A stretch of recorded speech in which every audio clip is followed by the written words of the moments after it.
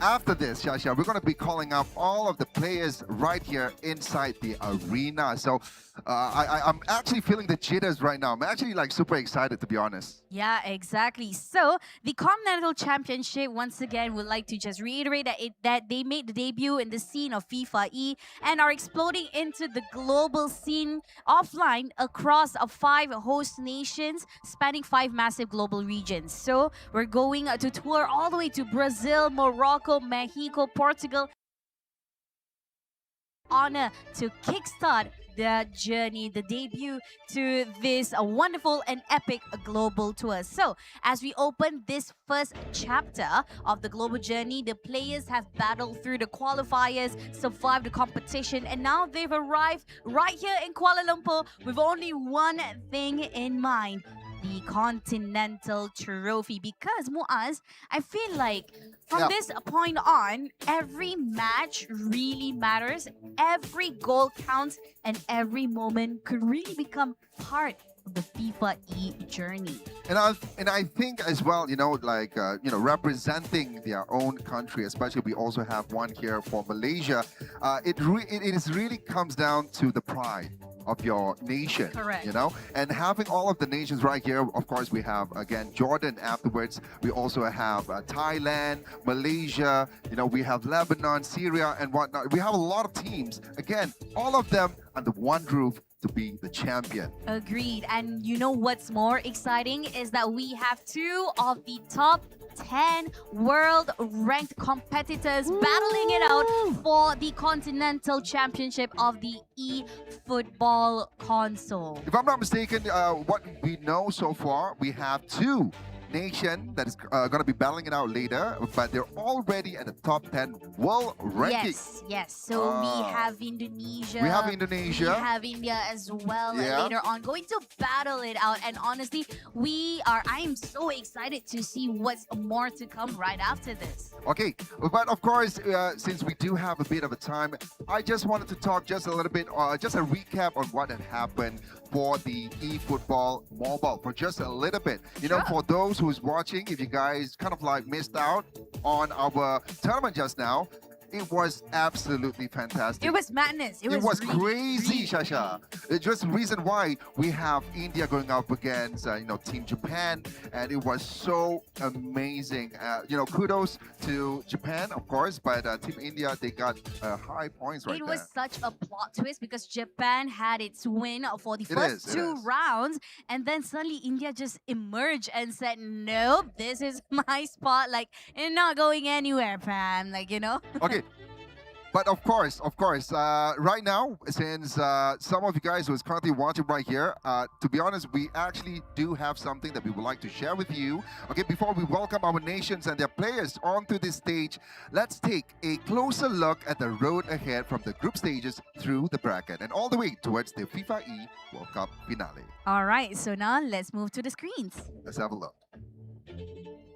The biggest tournaments in football esports. On the road to the FIFAe finals, nations have chosen their national team via direct invites or domestic trials. Each nation was free to define its own criteria regardless of domestic trial outcomes or rankings. The next stage of the journey is the FIFAe Continental Championship 2026 by AFC featuring eFootball console. This year is bigger than ever. Only the qualified nations will move forward. For the first time, nations from across East and West Asia compete in offline qualifiers with their national squad to secure their spot in the pinnacle event, the FIFAe World Cup 2026, featuring eFootball console. Only the top 8 nations from the FIFAe Nations League have advanced to the FIFAe Continental Championship 2026 by AFC, featuring eFootball console to represent their nation and compete for the title. At the FIFAe Continental Championship 2026 by AFC, the 8 teams will be drawn into a single group. All nations will face each other across the next 4 days. Day 1 and Day 2 will each feature 1 matchup per day against each opponent in the group. For every matchup, nations can earn 3 points for a win, 1 point for a draw, and 0 points for a loss. After having competed across the 2 days of group stage, the top 6 nations from the group stage will advance to the next round. If nations are tied on points, direct comparison, followed by goal difference and goals scored, will decide who will make it to the knockouts. Day 3 and Day 4 will feature the knockout stage. The best placed team in the group stage will compete against the 4th best, the second best against the third best, and so on in the knockout bracket. Every matchup will be played in a home and away aggregate format. If a matchup ends in a draw, a tiebreaker game will determine who advances to the next stage. The knockout stage will consist of quarterfinals, semifinals, a lower bracket, and the final. The winner of the second chance final will be advances to face New Zealand in the FIFAe Intercontinental Playoff. The winner of the playoff will also be qualified to the FIFAe World Cup 2026. To win the trophy, it all comes down to the grand final. The best two national teams will compete against each other in the same format to determine who will be crowned the winner of the FIFAe Continental Championship 2026 by AFC, featuring eFootball console. Tune in live on all days on FIFA.gg.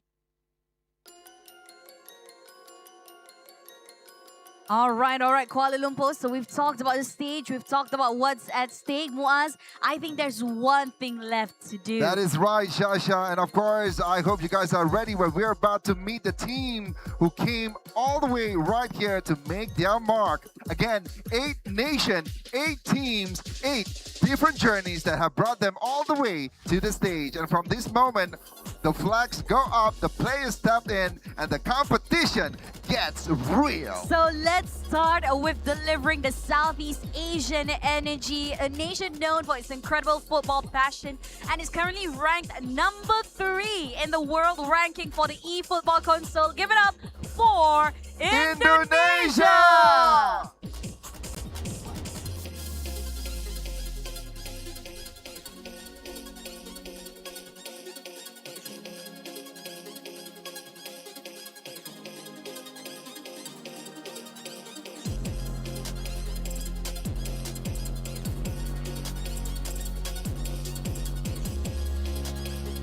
All right, of course, moving forward, ladies and gentlemen, we welcome one of Asia's footballing giants right here, a nation that is renowned for their discipline, precision, and fighting spirit. They are the Samurai Blue. Kuala Lumpur, make some noise for Japan!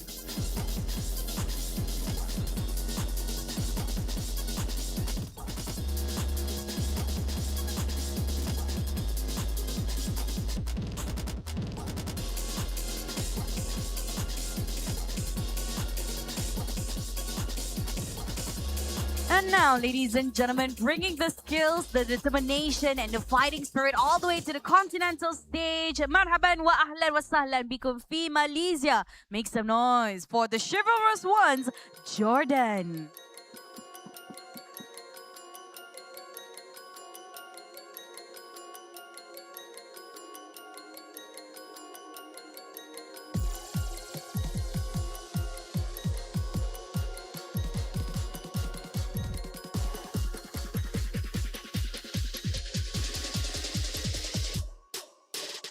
All right, here we go. Moving forward.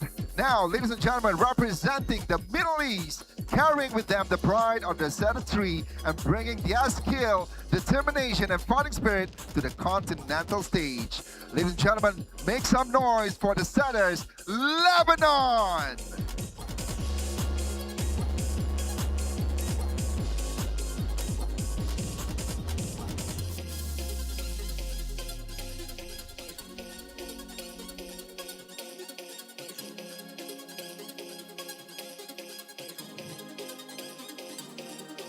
Kuala Lumpur, this one's for you. A nation with a footballing spirit that runs deep, proud behind the yellow and black stripes. The Harimau Malaya, make some noise for the one and only Malaysia!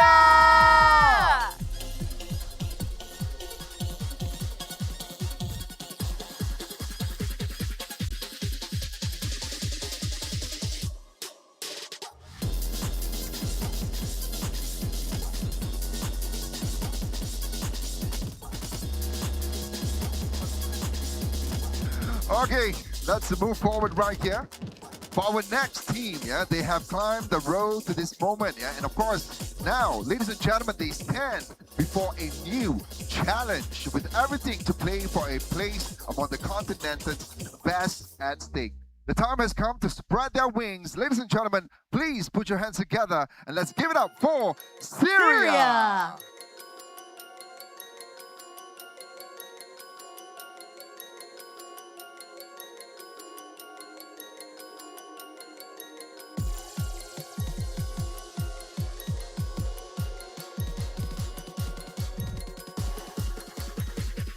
And last but certainly not the least, the War Elephants that have come down all the way to Kuala Lumpur, and they are here to play, and they mean it. Tonight, they bring that spirit right here to Kuala Lumpur. Make some noise for the one and only Thailand!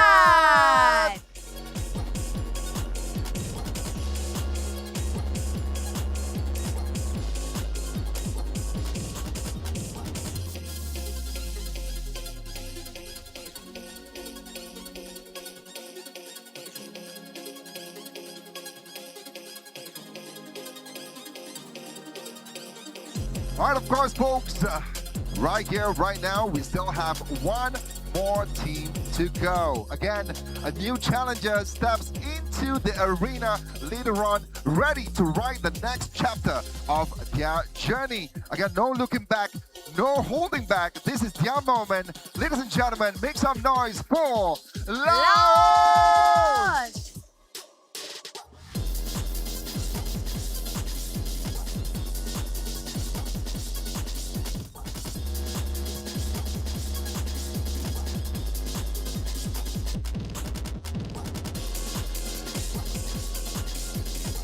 All right, Muaz, what a lineup that we have for the next 4 days for the FIFAe Continental Championship 2026 eFootball console. Honestly, I am excited to see how this match unfolds. What do you think? Oh, definitely, Shasha. You know, looking at some of the teams, especially some of the players out here, I can feel the vibe, the energy, and the passion that they have to be the winner and bringing their nation and their team all the way to the FIFAe World Cup champion. Yes, and honestly, I think we are in for yet another good time. And I'm pretty sure to those of you who are watching from the comfort of your own home, be prepared to be left at the edge of your seat. So we're going to send you over to all of our couch hosts and commentators right over there at the corner of our arena tonight. We have Abe Hafiz together with our cast, the one and only Mr. Michael, who's ready to take you through all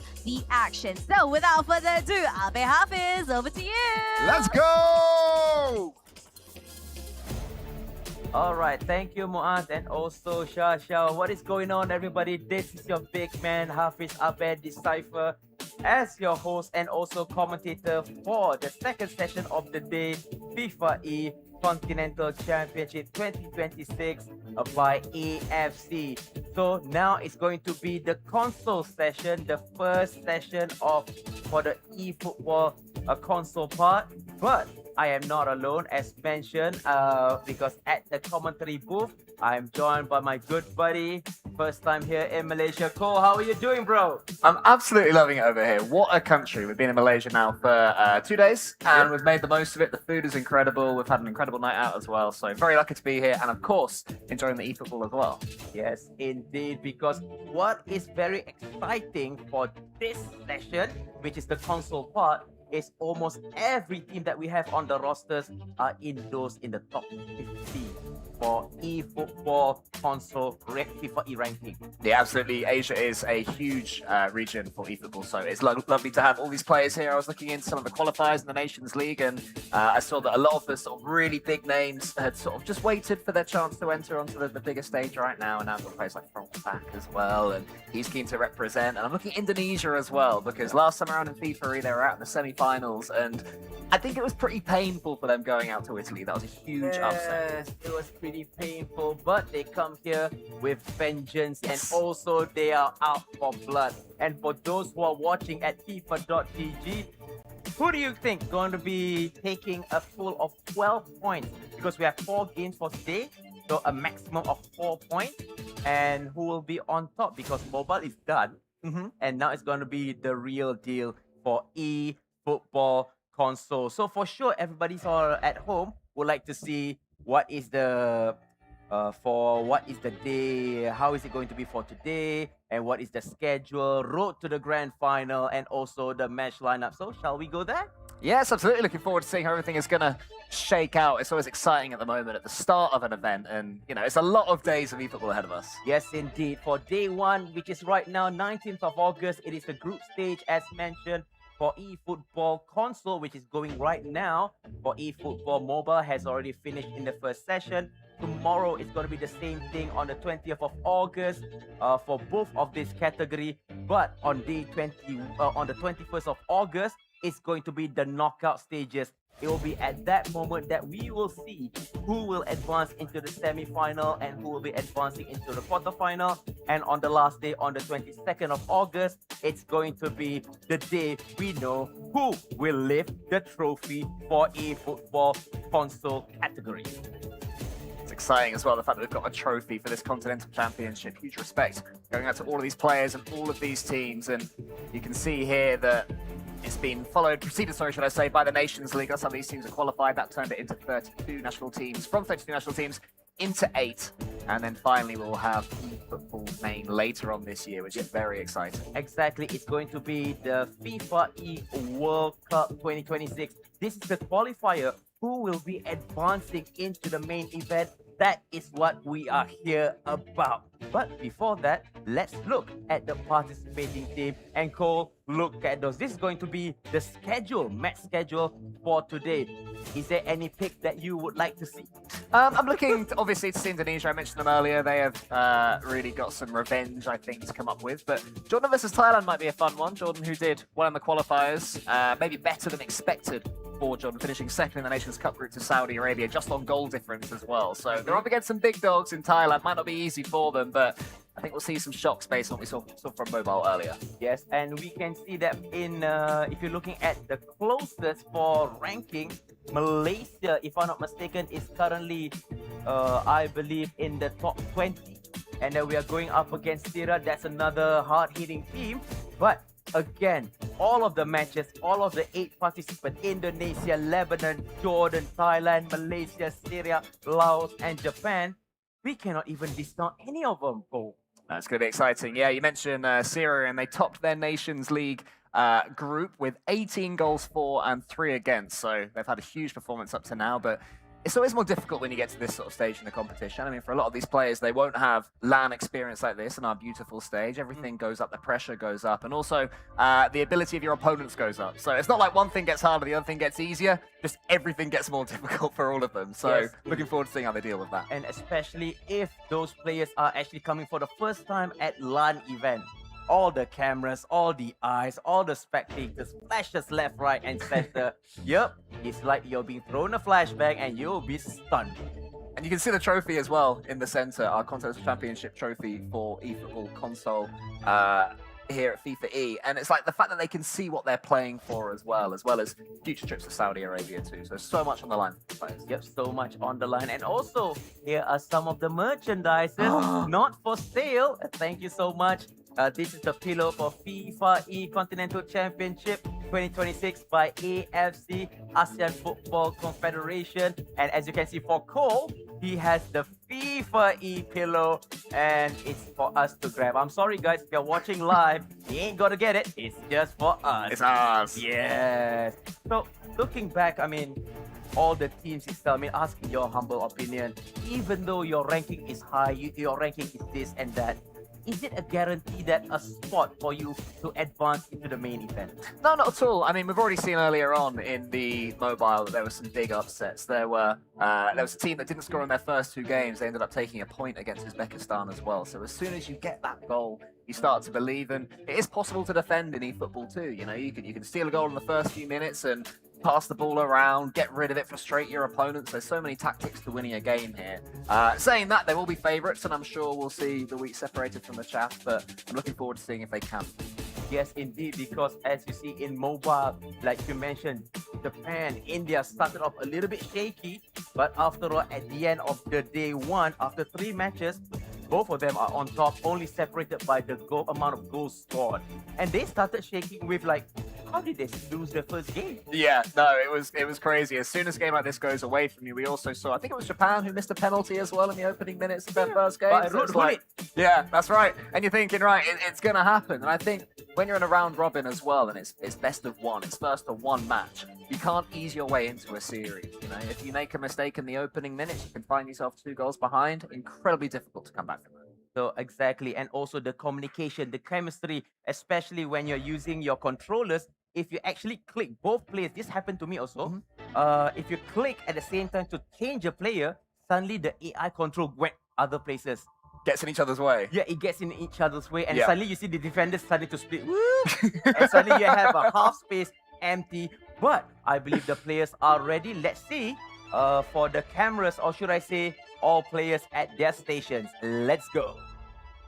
It's about to happen. We're finally here. The Continental Championship is loading right up, and you can see some of the big dogs right there for this level. They went out in groups in 2025 at the FIFAe Championship, which is very disappointing there for Thailand. But I mean, these are players that are used to going up against the world. You know, Jean Sui and France. They're not going to be too worried against going up against teams, you know, with respect to the likes of Laos, the likes of Syria. They'll be thinking we can take those down. We can really win this here and put in some performance. If memory serves correctly, I believe Syria is actually in the top 20, if I'm not mistaken. Wow. Yeah, Syria is in the top 20.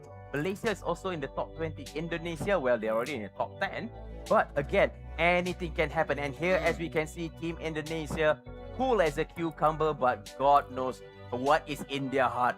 But the heart is pumping blood all over the body just to calm the nerve down. And I see that is a very unique formation because it is open to the team how to decide their formation. I mean, do you yourself, Cole, have a favorite formation of yourself? I'm a little bit old school. I don't hate 4-4-2. You know, it's one that isn't sort of factored too much now, but I always like having a striker that can find a teammate.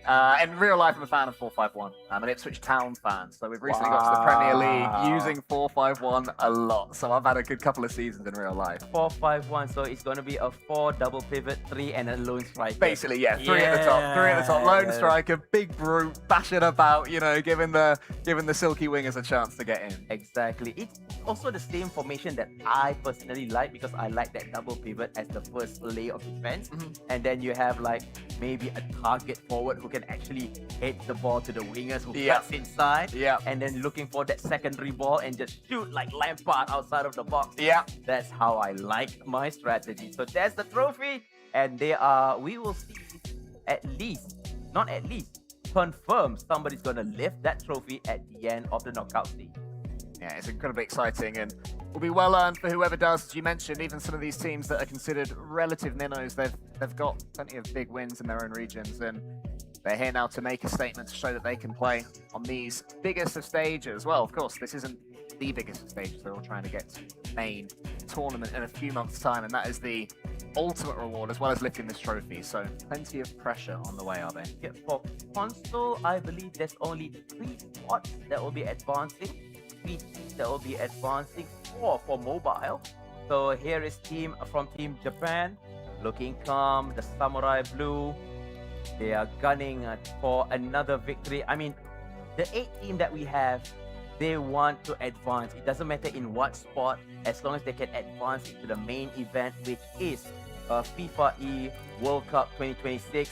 That is the ultimate goal. If they lift the trophy here, for me, it's a statement of intent that they are the best in this Asia and Oceanic region.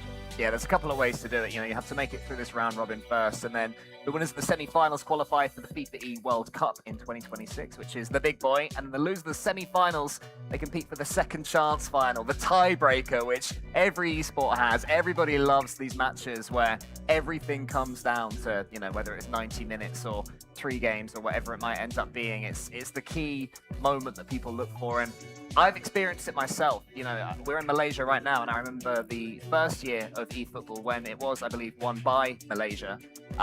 It was just huge. It's a huge cultural thing, more so than in the UK. And I saw the fans come out, absolutely love it. A sea of yellow. It was a brilliant time. So I've sort of loved this country and this esport ever since then. Exactly. I mean, my humble opinion, there are people, there are groups and individuals who said esports is a waste of time, something negative stigma. But on the flip side, as we can see, esports brings a nation together, brings the whole region together, and plus, not just fighting for victories and trophies, it's for the pride of the nation. So it's the same, how do I say it, a coin with a different side of face itself. And there's the trophy. And for those who are watching at FIFA.gg, who's going to win? Come on, give us a shout out. Who is going to win for the console category? Yes, there will be 3 teams advancing, but there's only one team that is going to lift the trophy. Yeah, I want to see a little bit more from Japan this time around. I feel like the last couple of FIFAe events, there's been a lot of hype about the Japanese team, and they never really lived up to that, so hopefully they can start something going now. But they will not be the first match that we focus on in round 1. That will be Indonesia versus Lebanon. One of the ones that you said might be closer than people would expect. Indonesia, of course, who have so much fear behind them, such a respected team in eFootball. They are our first year's winners, which was a huge result for them. They come back now in 2026, trying to win the overall trophy. But first, you have to survive the Continental Championship. Yes, indeed. So, according to ranking, it's world number 3 going up against world 37. So, it's going to be Indonesia going up against Lebanon. From left to right in the white shirt is going to be Lebanon. And a good defense being shown by the Lebanese team. But however, danger over the top, looking for the first touch, and it does go in, ladies and gentlemen. You just need 5 minutes, and the world top 3 team, Indonesia, strike 1 down. Yeah, you can see the quality already coming from Julian Alvarez. The decision to put that ball over the top was not an obvious one, but Indonesia are that good, and you can hear around the room the passion that people are showing. We'll sit here for now because the ball comes into the centre. Doesn't appear to be too much danger on, but Arbe, look at that ball over the top, perfectly weighted, and the goalkeeper could do nothing. Yes, indeed, it was well-timed run, and even if it was 1 foot early, it will be offside, but that is a very poor finishing. The keeper was on the ground. You can't save that, and it's 1-0 going in favor of Team Indonesia. 5 minutes, and you have a goal. Yeah, it's quick. It's sometimes you get into these games and the talk that you make or the plans that you've made disappear straight away, and that's pretty much what's happened. Where is that ball over the top? Very dangerous thing to do, and they seem to have woken up a little bit defensively, but to be honest, it was all quality from Indonesia. Yes, indeed. As you can see, possession is with Indonesia, attacking from the left of the field over the top, calling for offside. It's not offside. Be careful at the center, going left, going right, only to find the outside of the playing field. Yeah, that was as though they played a little bit. There was a chance to put that ball in straight and as soon as you got the ball, really, but they've got their 1-0 lead. They'll be happy enough to rush things too much. Some battling going on in midfield, and these players just seem to be able to read the ball that little bit better than Lebanon right now. Yes, indeed, agreed. So, as you can see, we are at the 13 minutes as Indonesia try to pull opponents to chase the ball and hopefully make an opening at the behind the defensive line. So that is where the lofted pass, or should I say that those hip passes, is going to be very crucial. Yeah, we're seeing that already a lot from Indonesia. It's their play style. That's what they love to do. The balls over the top. Pepper opponent's goal. Have been doing that already in the opening 17 in-game minutes of this game, but slowly but surely, it's Lebanon starting to get a bit of a foot on the ball, but let's have Indonesia come forward out there. They look so dangerous. Yes, so dangerous, but not dangerous with that kind of a missed pass as Lebanon tried to work their magic. Now at the center of the field, going for central pass, but that pass could not connect. Looking for the secondary ball to lay off, and it's just wasted almost instantly. Yes. Before into the centre for Lebanon, who pleased to see are starting to get themselves on the ball a little bit. Not too much with it right now. I do want to see them focus on flair as opposed to balls over the top. Indonesia seems to be excelling there. That's a better pass, and we'll see if the ball over the top is as good as Indonesia's earlier. They're going to take a shot here. That's almost it. That was a little into play. Yes, lovely chip over the defensive line, and I believe that is from Hullet. A very tanky and overall multi-purpose Swiss Army knife, I would say, of a player. He can defend, he can attack, he can shoot, he can head. But however, can Lebanon make it count? There is 1, 2, 3, 4, 5 white shirt in the penalty area, and I believe it's going to be an outswinger. Yes, it is an outswing looking for a header. Bricks it on, and it's a Lebanon equalizer. The set piece work, and with that, one header goes into the back of the net. 1-all, and it's going to be level pegging after 24 minutes. Yeah, you can see that coach gave them a big pat on the back there, and well deserved. It was their first chance. I believe it was their first shot. I haven't seen them taking one before then. Came to, and it was a well-worked set piece. Clearly something they've been working on. It was the man we were talking about, Arbe. Hullet again.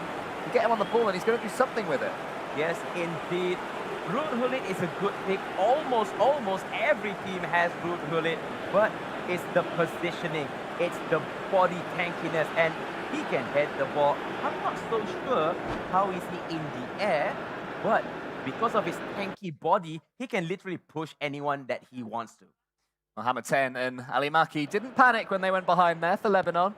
They kept playing their game. There was a slight pause there, so I wonder if there was a quick change maybe in tactics between one of these two teams. We'll have to keep an eye on what we see, but what I would say right now, Abe, is that there's a lot of intercepted passes, and Lebanon, they're moving more and more into this game to get this upset. Yes, indeed.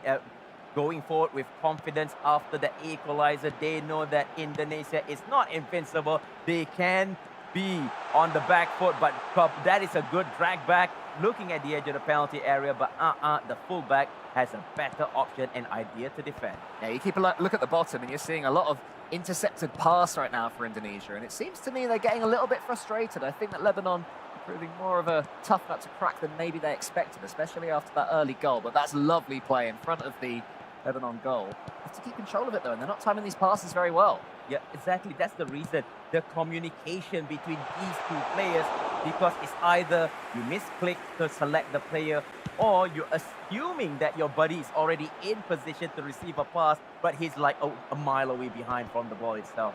Right there, Cole. And it's a little bit disappointing from Indonesia. These are players that played together for a while, so you'd expect it to be a tad better, but the communication quite there yet. That might change here. There's a pass into the centre if he can find it. But again, Abe, it's ignored. And Lebanon can get this ball away. Yes, indeed. Looking for a pass, running forward. This is beautiful. Try to through ball forward, but it's close to the defender. Well intercepted. We are now in 38 minutes as time is running ever so fast. He should have just waited his time just to calm down, let his teammate go forward in position. Yeah, I'm thinking the same thing. Indonesia are rushing things. They're getting into the Lebanon final third and then taking the first chance they see for a pass rather than really waiting for the teammate to make that run. That's better. This time they've actually got some space in the centre. They're able to use the wings. Barely seen them do this. It's all been very central, and the Lebanese defenders booming this ball away. That's a little bit better. It of course goes to the goalkeeper, but I don't mind that at all, what we've just seen. At least there is a chance, possibly if the keeper fumbles it, then there is a red shirt, or should I say an Indonesian player waiting inside of the D box. But however, I just realized a little bit maybe of a I would say weakness, but area need to improve during the closing, or should I say before that. Yep, it's going to be cleared away out of danger. But during the defensive phase, when Lebanon players are going for the ball, they literally send two players closing very closely, which opens the rear for an over-the-top kick pass. So they better not do that so often because it can be exploited. It can, as we saw in those opening few minutes, but I think that Lebanon will be incredibly pleased over their work for that first 45 minutes. When you go behind in a game like this, it's so easy to let your whole world collapse around you, but they never really seem to let that happen. You know, they had some pressure against them from Indonesia, as you've come to expect from a team of the quality of these guys, but I guess the counter-attack always seemed to be on. And Lebanon, they got their rewards. Very impressive what I've seen. Yes, indeed. And wherever you're watching at FIFA.gg, write it down. Who is going to take the first game? Is it going to be the world number 3 Indonesia, the favorites to advance, or is it going to be the story from Lebanon? But before that, this match is Malaysia going up against Syria, where Malaysia is actually leading 2-1, Cole. Yeah, Malaysia, more of a mobile team, but they've made it here into the console, been working hard to get some players up to those standards. And they're getting these wins now. They qualified through a very tight group in the Nations Cup. It was second of a 1-2-1 record, so really close in their group. I think there was one team ahead, and the others all had 5 or 6 points to make it into the knockouts there. And now here they find themselves in their home country, and that's an added pressure as well, Abe. Yes, indeed. So if you're looking at ranking, it's going to be Syria ranking 9th going up against... we have a goal! We do, straight away in the second half. We can go back. There's 4 games going on at once, don't forget, everybody, so plenty of action happening. So as we jump back, it was another ball over the top. And you did mention that as a potential weakness, as it's proven to be. Yes, because from what I can see, the defensive line of Lebanon is taking that high step forward.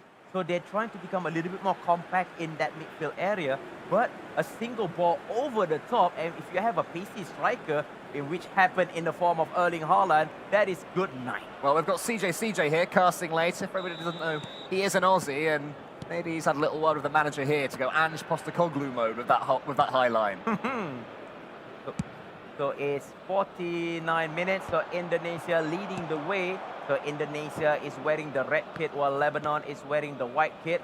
But Lebanon coming in numbers, going for that through ball, but long passes sometimes it's easy to read and to intercept. That could have been a bad day in the office if that tackle connects. Yes, you can very quickly lose a man in eFootball. It does happen. It's rare, but referees do get involved. They do make errors. They do, designed errors. They do have a little bit of controversy in them. A few times I've been watching this and I've gone ref, and I think if he'd connected there, I'd have been screaming for a card. But every time when the ref does show its face with a card, you'll be questioning, is it right or is it F? Are you sure? Can't win, can they? Can't win. Indonesia, stop ball, and they are very good at stopping. It's either stop pass or cancelling a shot. It shows that a very, very good skill and understanding of the controls itself. But we are going past into 60 minutes. Indonesia defending well and clears the ball upfield.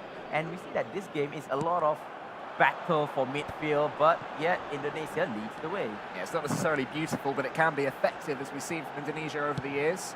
We're on the wing now, a wicked ball into the centre.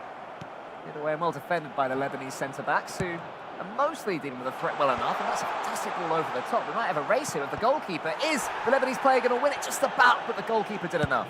That is absolutely stunning. Try to return the favour back to Indonesia, playing over the top, because possibly, maybe, that strategy might be buffed, because we just got an update like a few days ago.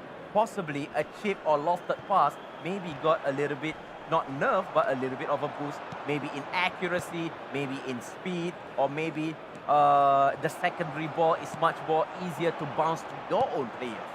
Yeah, part of the fun of eFootball is dealing with these changes and winning that race to find out the best way to play. As almost a one race there from the Lebanese striker. Didn't quite get it. His ball's over the top there. Not high averages for Indonesia winning, but all they have to do is get one. Yes, indeed. And as we can see, the battle for midfield, not many midfield who has height, but we do have midfield that have tanky or strength in body like Ruud Gullit. But hold on, hello, finesse! But however, the goalkeeper went full stretch to chase, to grab the ball with full authority. Yeah, Peter Schmeichel at full stretch is a beautiful thing, especially getting that catch as well, but Indonesia seem to have complete control of this one now. Lebanon's counter-attacks are getting rarer and rarer. By a couple of passes come over the top. Haaland tries to take a touch, but it's tackled well and a counter might be on. Yes, indeed. But however, it's so compact at that midfield area, and the defensive line of Team Indonesia is taking a step up. So they are going on the high line. So every clearance ball they will get. But however, this time around, turning on the Jets faster than Ferrari this run, only to find a red shirt. That is a wasted opportunity to make it 2-2. A great block there from the Indonesian defence, set them off, but it is end-to-end right now. This is more the sort of game that Lebanon would have been hoping for, with chances necessarily coming in for both sides, but certainly threatening. For that one final pass, it's always being cut away by Indonesia for now. And I'm not sure that ball was meant for the striker. I think it was meant for the right winger who was steaming forward, but it didn't quite happen.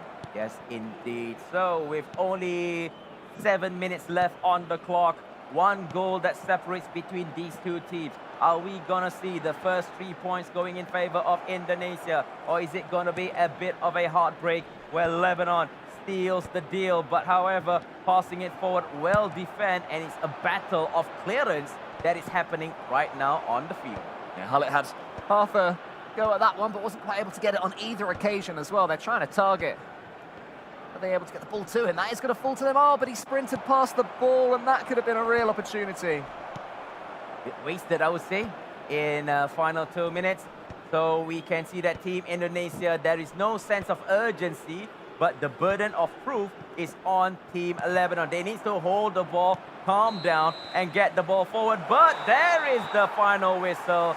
Indonesia 2, Lebanon 1. And I would say that was a pretty solid game. Yeah, it was. It was a decent enough battle by Lebanon. They certainly showed that they'll have enough to take on some of these other teams here in the Asia event, Continental Championship, in this beautiful stage. But it's going to be tough. They're going to have to do some soul searching after that. I think they will be happy enough with their work, though. They really pushed Indonesia there. Yeah, but however, I can sense a little bit of dejection. They know that they have the game.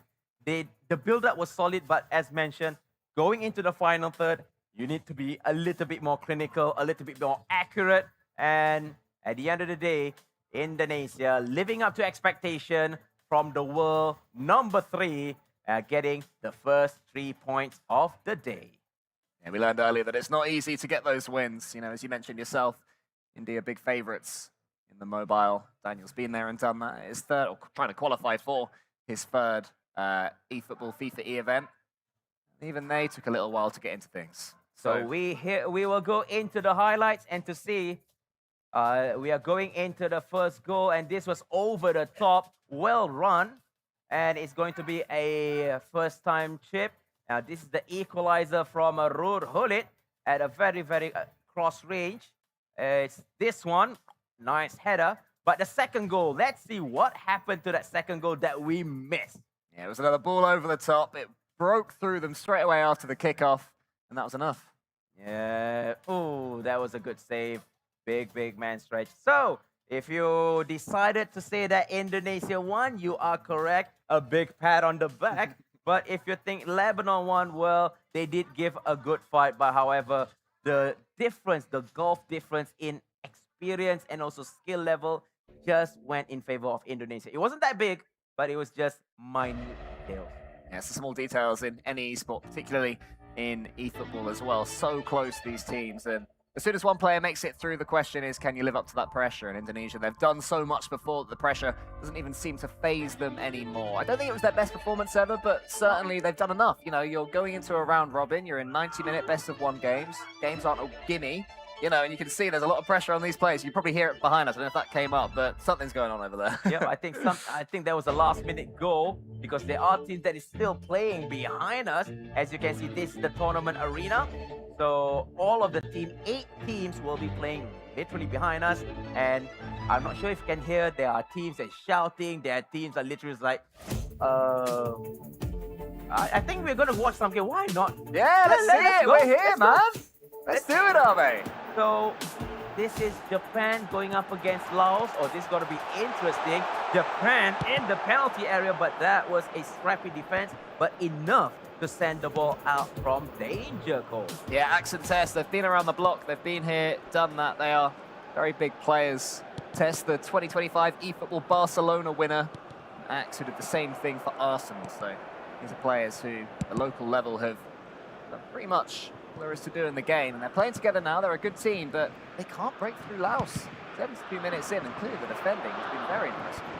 Yes, indeed. So we see Team Laos is wearing the red kit, and while the Samurai Blue, but hold on, hello, stop ball, decided not to stop the ball first and try to make some space. I mean, that is kind of a very unique idea, because usually if I was in that position, I'll stop the ball first and make some room for at least a more accurate cross. But however, trying to go in, and Laos is literally holding the line very well. It's always easy to say what to do up here, but on the pitch, it's so much harder. You've got split seconds to make decisions, and that is a poor one. There's Hullet in the centre. Can Japan find him? Waits for the cross. It does fall to him, but it's straight at his head. He had no way to sprint onto it, and that meant there was no power on the shot. Yep, no power, no accuracy. Is it a penalty? No, I'm just joking. Yeah, I think no, because this morning, the Ruud Gullit with the penalty, even the whole panel was like, where was the penalty from? These goalkeepers, they keep you on your toes. Japan, they're not looking too pleased with themselves right now. 0-0 is not a great result for them against Laos. Yes, not a good result, but credit to Laos for able to stop the Samurai Blue team, who is charging not just in numbers, but maybe a lot of chances. I think there is something wrong. It's okay. At least our stage marshal is handling it.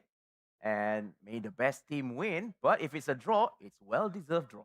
Yeah, you'd expect so. If you hold out for battling 0-0, in my opinion. That's a beautiful part of football. You know, it takes a long time to get that. It can be frustrating sometimes. Anyway, over here, we've got Paul Scholes who just come on because Syria versus Malaysia. Malaysia were 2-1 up. Let's see if they need this goal. I haven't had too many shots from them, so maybe they don't need to score here, but one more goal wouldn't be a bad thing at all. But you'll take the 2-1 win for the home team. Syria give themselves a little high five, but Malaysia are your winners in that. Yes, indeed. Now, this is going to be the game between Japan and Laos. So, Luis Figo is out. Yeah, Ito Jr. is in. So, it's still 0-0 with 9 minutes left on the clock. Who is going to get the final score? This is it. If you have anybody on the field, now they're still making for a technical pause. Maybe a change of formation. Maybe a change of strategy. But again, it's all about the final goal. Come to think of it, Cole, sometimes one goal is enough to secure that 3 points. Oh, completely. Yeah. I mean, at this point, if either team is able to score, it would be incredibly difficult for their opponents to come back. And I'm sure that's what Japan are reminding themselves. But you can see the conversation between the Laos players. I think they're thinking we could nick something here. We're against, you know, the team from the country that makes this game. We're against a team that have done a lot in the world of eFootball. But 90 minutes, you know, you can certainly battle, and also got a chance here, and they've given themselves that opportunity, are they? Yep, they're given the chance, and it's up to them to take it and make and run away with it. So I believe that the tactical pause is done. It's only for 60 seconds, but I can see there are a few marshals behind Team Japan's counter. Maybe there is some technical issues. I hope it's not the issue, the reason why they are pausing for so long, because we don't want to play a game with technical errors on our hands. No, completely not. You want it to be as smooth as possible. But what I would say as well is that in any esport, in any game, you've been in the esports game a lot longer than I have, you will know that dealing with tech pauses like this is part of the game. Yep. You have to be able to ride with those punches. You have to be able to get on with it. There's been times where, you know, and I'm sure everyone who's a fan of any team have had moments where your team's playing really well, a tech pause happens, and they tilt out, they throw. You have to just suck it up, to be honest. You have to just keep on going and take some deep breaths, and whether you go out there and you try and keep your fingers warm with your hands on the controller or concentrate on something else during that is up to you. But I think the coaches are important as well here. You know, they have to know how their team operate. Do they need to stay locked in, or do they need to take that couple of minutes completely away before looking back in to conserve their energy? Agreed. As you mentioned, the battle of the mind is also important, because if your mind is not strong enough and being bugged by these kind of technical pauses, tactical pauses to throw you off balance, yeah, if you don't have a strong mind and a strong heart, you'll be derailed from your journey, your game. So if you're watching live, wherever you are, this is the first, or should I say the first round actually.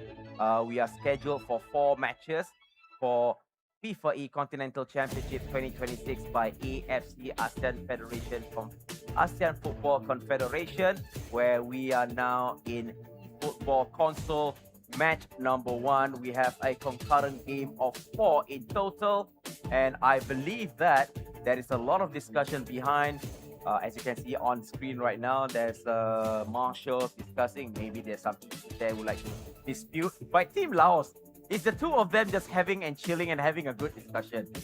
Yeah, I love that. I love that from Laos because, you know, as we were saying, that there will be 1 or 2 slight frustrations that they're well and truly in the game, and now seemingly on Japan's side, not that it's the Japanese players' fault necessarily, something's gone wrong, and momentum might change. It will act as a hard reset for the Japanese players as they are deep in conversation with the marshals. So it's good to see that Laos aren't getting too frustrated by this. They're having a lovely 2 players that get on quite well, know each other in and out of the game, and have a good rapport with each other. And that's the sort of thing that, you know, you can't buy that. You have to build that. Clearly Laos have built that between themselves. And since this is not the main stage game, so we actually joined into this game not from the beginning. Yeah. I have a gut feeling that Japan was attacking non-stop. And possibly Laos just literally like defending, like, hold the line, clear. Hold the line, clear. What is the strategy of Laos, even though everybody wants to win, but they said, look, against big teams, take a draw. Take just 1 point from them is enough. It's enough as well, yeah. Not necessarily to make it through, but certainly for some national pride as well. I mean, this is the team that we aren't really expecting to go deep in the Continental Championships, let alone eFootball FIFAe get to the final stages. So any points that they get, any opponent's days that they can spoil is a win for them. And if they can keep a 0-0 against Japan, that will be one hell of a win for Laos. Yes, indeed. So if you're watching live, whatever you are, tonight we have a total of 4 rounds. So that means out of the 7 matches, because this is a round robin best of 1, so whatever happened today, a maximum of 12 points is up for grab. That means tomorrow you only have 9 points. So whatever happened, tonight is the night you grab, you steal, you beg for every single point that you have. Because like I said, you did watch the mobile session this morning. Literally, the separation between top 4 is just 1 point. 1 to 2 points. That is just like anything can happen for tomorrow. As you can see, I mean, off screen, other teams are already like decompressed because their game is over. But talking about stress and mental fortitude, I mean, I've been in a tournament. I believe you've been in tournaments, whatever. A long time ago. A long time ago, back when I was young. Yeah. Gosh, that was like ages ago. I believe that besides skill, your determination and mental fortitude is also important. What say you on that notion? I completely agree. I think that, again, in any game, there are players that when they play online, they're seen as the best in the world. They're stylish, they're confident, they've got flair, they've got aggression. And then they come into a LAN and the lights are on and maybe they're next to a teammate, maybe they're playing solo. But one way or another, they just wither. And that's happened across players, you know, in various esports. And it's so easy to happen. It's a completely different world now they're here. What I will say is that Japan have that experience, whereas maybe Laos don't. What Japan have experience of, unfortunately, in FIFAe is disappointing us, is not performing as well as we'd expect. And it happened again last year in the playoff quarterfinals against Saudi Arabia. They were favored. I believe in the first year they didn't even make it through groups, which was a huge upset, huge disappointing. And then last time around, they did make it through groups, but out in the playoffs to Saudi Arabia, the home nation. So it was a great result and performance from Saudi Arabia. That one that they didn't make up from the group stages, I think it was a big revelation. Yeah. They thought they were like, okay, we can do it. Suddenly it's like, hey, where did we go wrong? Yes, as well, because also that was when there was a different version of the game that we were playing. It was sort of the teams would use their own players, like their real players, scaled up to be even. And I believe in that mode, I was told that Japan had one of the best teams, which makes sense if Konami developing it, right? You know, I'm sure there's a cheeky sort of few numbers added to their home team, which is very fair. But so the fact that they had that going for them and still disappointed was tough for Japan. And I think that, you know, there was progress the year after making it to those playoffs, but again, going out against Saudi Arabia was painful. And now they find themselves here. And I feel that Japan are a footballing nation that really take their esports. Of course, Japan takes esports seriously. It always has, right? One of the birthplaces of esports. And eFootball is no different. So there'll be a lot of pressure on these two shoulders. And I guess that's why it's so frustrating when you come up against Laos and they're booming the ball away and getting rid of it. You're like, come on, we need to make a statement here, guys. Yeah, indeed. And looking at the screen right now, I mean, the team Laos is like literally sitting down. Okay, I can see the hand signal. Whatever you do, clear the ball. Whatever they come in, clear the ball. Because 1 point steal from Japan is almost the same as a victory, in my humble opinion. So I believe that the players are ready. We are going straight into the game. So let's see. Is there going to be a winner between Japan and Laos? Or is it going to be even Steven? Everybody go back home. We got a few more minutes. A few more minutes. Yeah, a few more minutes. Well, maybe a few minutes. We'll see. But I think we're getting there. Very, very close now. The last time these two played, it was 4-0 to Japan in the Nations Cup. That's what they will have in mind. That's the sort of statement when they were after. So far, Laos haven't let them have it. And who's going to wake up better from that tech toss? Yes, indeed. So we see Japan on the right flank, setting it central. Now we see a very good movement. Maybe it's fluid. Is this going to be it? Cross it in, looking for Japan in the penalty area. And a chance! Well saved by the goalkeeper. That was absolutely mind-boggling, but Japan is coming in numbers. And again, clear the ball outfield. Don't take any risk. We do not want to concede in the final minute. Yeah, that would have been the goal of the day. It was beautiful interplay. The fakes absolutely breaking through the Laos defense right there. And I think Laos are very happy to have this ball back in Japanese territory. Throw in. Laos with 3 minutes left on the clock. Now it's going to be a change of routine for the throw-in. It's going to be short. Is it going to be long? Try to find a little bit more space. Now look at the closing. Look at the man marking. It's going to be short. Goes back over the top, switching side to the far left flank. Try to find an opening, a scramble, try to chase for the ball. Laos taking a shot, cross it in, took a deflection, and it's still not out of the woods yet because Laos have the ball at the edge of the penalty area. 2 minutes of extra time, and I think it's going to be even Steven. Laos, they are falling back, they don't care. As long as we can steal a point from Japan, I'm a happy man. Oh man, that's so frustrating for the Japanese. I mean, Laos, I would say, did have a chance to score there. Their big number 23 up top, ducked under the ball. There he is there, but Japan have got to take this free quickly. So now is the time. Fix Bennett and charge forward for Japan. Now the ball is out. Is it going to be a corner? No, the keeper. There's no reason to actually take it quickly. And there you go. Laos steals 1 point from Japan. What a good performance and a little bit of a disappointment for the Samurai Blue. Yeah, I'm looking around now and there's a few smiles around the building because people know that Japan will be incredibly frustrated, not just at the 0-0, but the way Laos got it. I think that is the worst thing in a game when you just want the ball and they send it back to their goalkeeper, but play to perfection and they've got every right to do so as the underdogs. Well, Jose Mourinho does it. Exactly, how can he get away with it? Yeah, he gets away with everything, Jose Mourinho. Especially when he knows 3 points is on the line and he will do whatever is needed. But, I mean, tough luck for Japan. I know they are a bit frustrated. They gave it their all. I mean, that's without a doubt.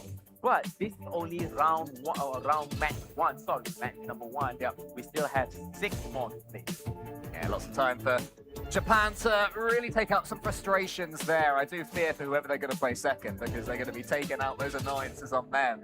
But I mean, I can see from your reaction that you love the fact that Laos got that point there. Yeah, because look at the face from the Laos player when they actually cleared the ball back.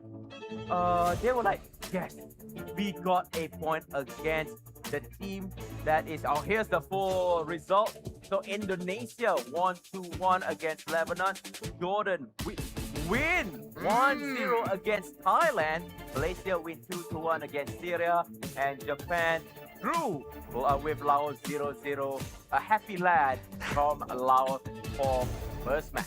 Yeah, I mean, to be fair, yeah, I think I underestimated Jordan at the start. I said that Thailand are big favourites there, but you said that I think Jordan are a really good team in their own right, and that's how it proved to be Jordan getting that 1-0 win. Lots of close games there, no team pulling away from any other, but that's what we want to see here. Yeah. You know, there's been some smashings in the qualifiers to get in the Nations Cup. Of course there has. There always is in qualifiers. But now we're here, all 8 teams, at least saying they can make a statement here and do something with their time. Yes. So... I'm not sure how I'm gonna hide my face. I'm gonna hide my face because my face is like so happy. It and looked like that when it bloodshot. happened as well. Yeah, It was great. this is how my face when that final whistle go because the felt of joy from the Laos player. They were like, dude, you just stole a point from Japan. Yeah. I mean, I'm not making it as an issue, but as a player myself, when you know you're going up against a team with that kind of stature and you're able to steal a point, it's like suddenly you've got Norwich able to steal a point from Man City. Yes.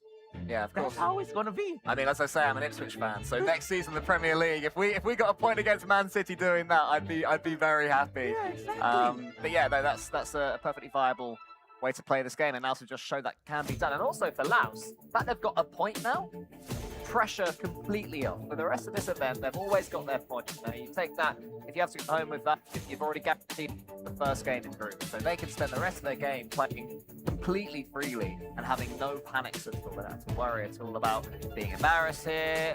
And no matter how bad it gets, if it does get bad, I mean, maybe they'll improve even further. But if it does get bad, they'll take that home. Yes, indeed. So I believe that we will be getting ready for the next round. But let's see who is going to play who in match number 2. Take it away, Cole. Well, we've got Lebanon versus the mighty Laos, the spoilers. Are Lebanon able to deal with it? later, or at the same time, actually, they're all at the same time. You've got Syria versus Japan, Thailand versus Malaysia, a huge match. That's a big one. And then Indonesia versus Jordan, our two winners. Can Jordan do it again? Now that is going to be a good question, because I believe this is just, again, my humble opinion. All of these 8 teams are solid teams, have rankings, whatever, so not. I won't question, I won't deny. But is it possible because of the new update kind of disturb their gameplay? Yeah, I mean, it starts that race. When the new update comes out, how quickly can you deal with it? How quickly can you learn the intricacies of that meta? Yes, indeed. So it seems like who can adapt quicker, like you mentioned, will take the lead. So let's go for the pre-match and let's see how is our players sizing up. That's Team Malaysia. And as we can see, Haikal, the Malaysian international, having a deep thought how to play. I believe Malaysia is going up against this team, Harimau Malaya, going up against the War Elephants. And it's going to be a battle of rivals, not just in eFootball, but in real football. It's a heated rival right here in Southeast Asia. Yeah, I mean, that's an aspect as well. I mean, you know, I'm coming in from England. I'm not entirely certain of the intricacies of who's got rivalries of who in this world, but I'm sure. I know from being in Britain, you know, in England, Scotland aren't like, at least we're playing our neighbours. You know, there are heated rivalries even between countries that are, of course, friends, but you still want to beat them on the pitch. Yes. It seems to me from what you've said that Thailand, Malaysia is one of those. Yeah, I mean, everybody has a rival with everybody in Southeast Asia. Okay.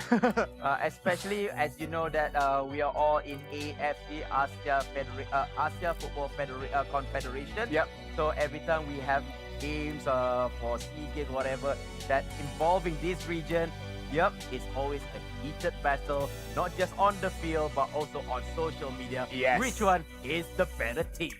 I've seen lots of comments. I've seen when I've seen eFootball clips before. I know that Malaysian fans, there's always loads of comments in there from Malaysians that are rooting for their team, and Thailand will be doing the same. From my understanding, Thailand will be favourites on this one in console, maybe not necessarily in mobile, although Thailand are very good in mobile as well. So let's see how much Malaysia have improved in the console game. Yeah, let's see. And the best part is they know each other. They have played against each other, and I'm going to be surprised if there is a lot of goals. And I would be surprised if it's only coming down to a single goal, because they know each other well, unless, like we mentioned earlier, who adapted to the new meta quickly.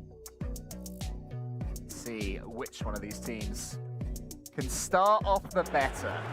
You said close in goals. I want to see some goals. I want to see a few flying into the back of the net to really get this one going. We've seen some frustrations so far. We've seen some close, tight games. Thailand versus Malaysia. It'll be a good one for either team to win. Thailand the probable favourites. Malaysia the host country, and it does help. Yes, indeed. So as we can see, a double tag team to try to push Malaysian players away. It's going to be out. A throw-in, 3 minutes just started. And we will see a throw-in going in favor of Team Thailand. Playing it long, try to open from the other side of the flank.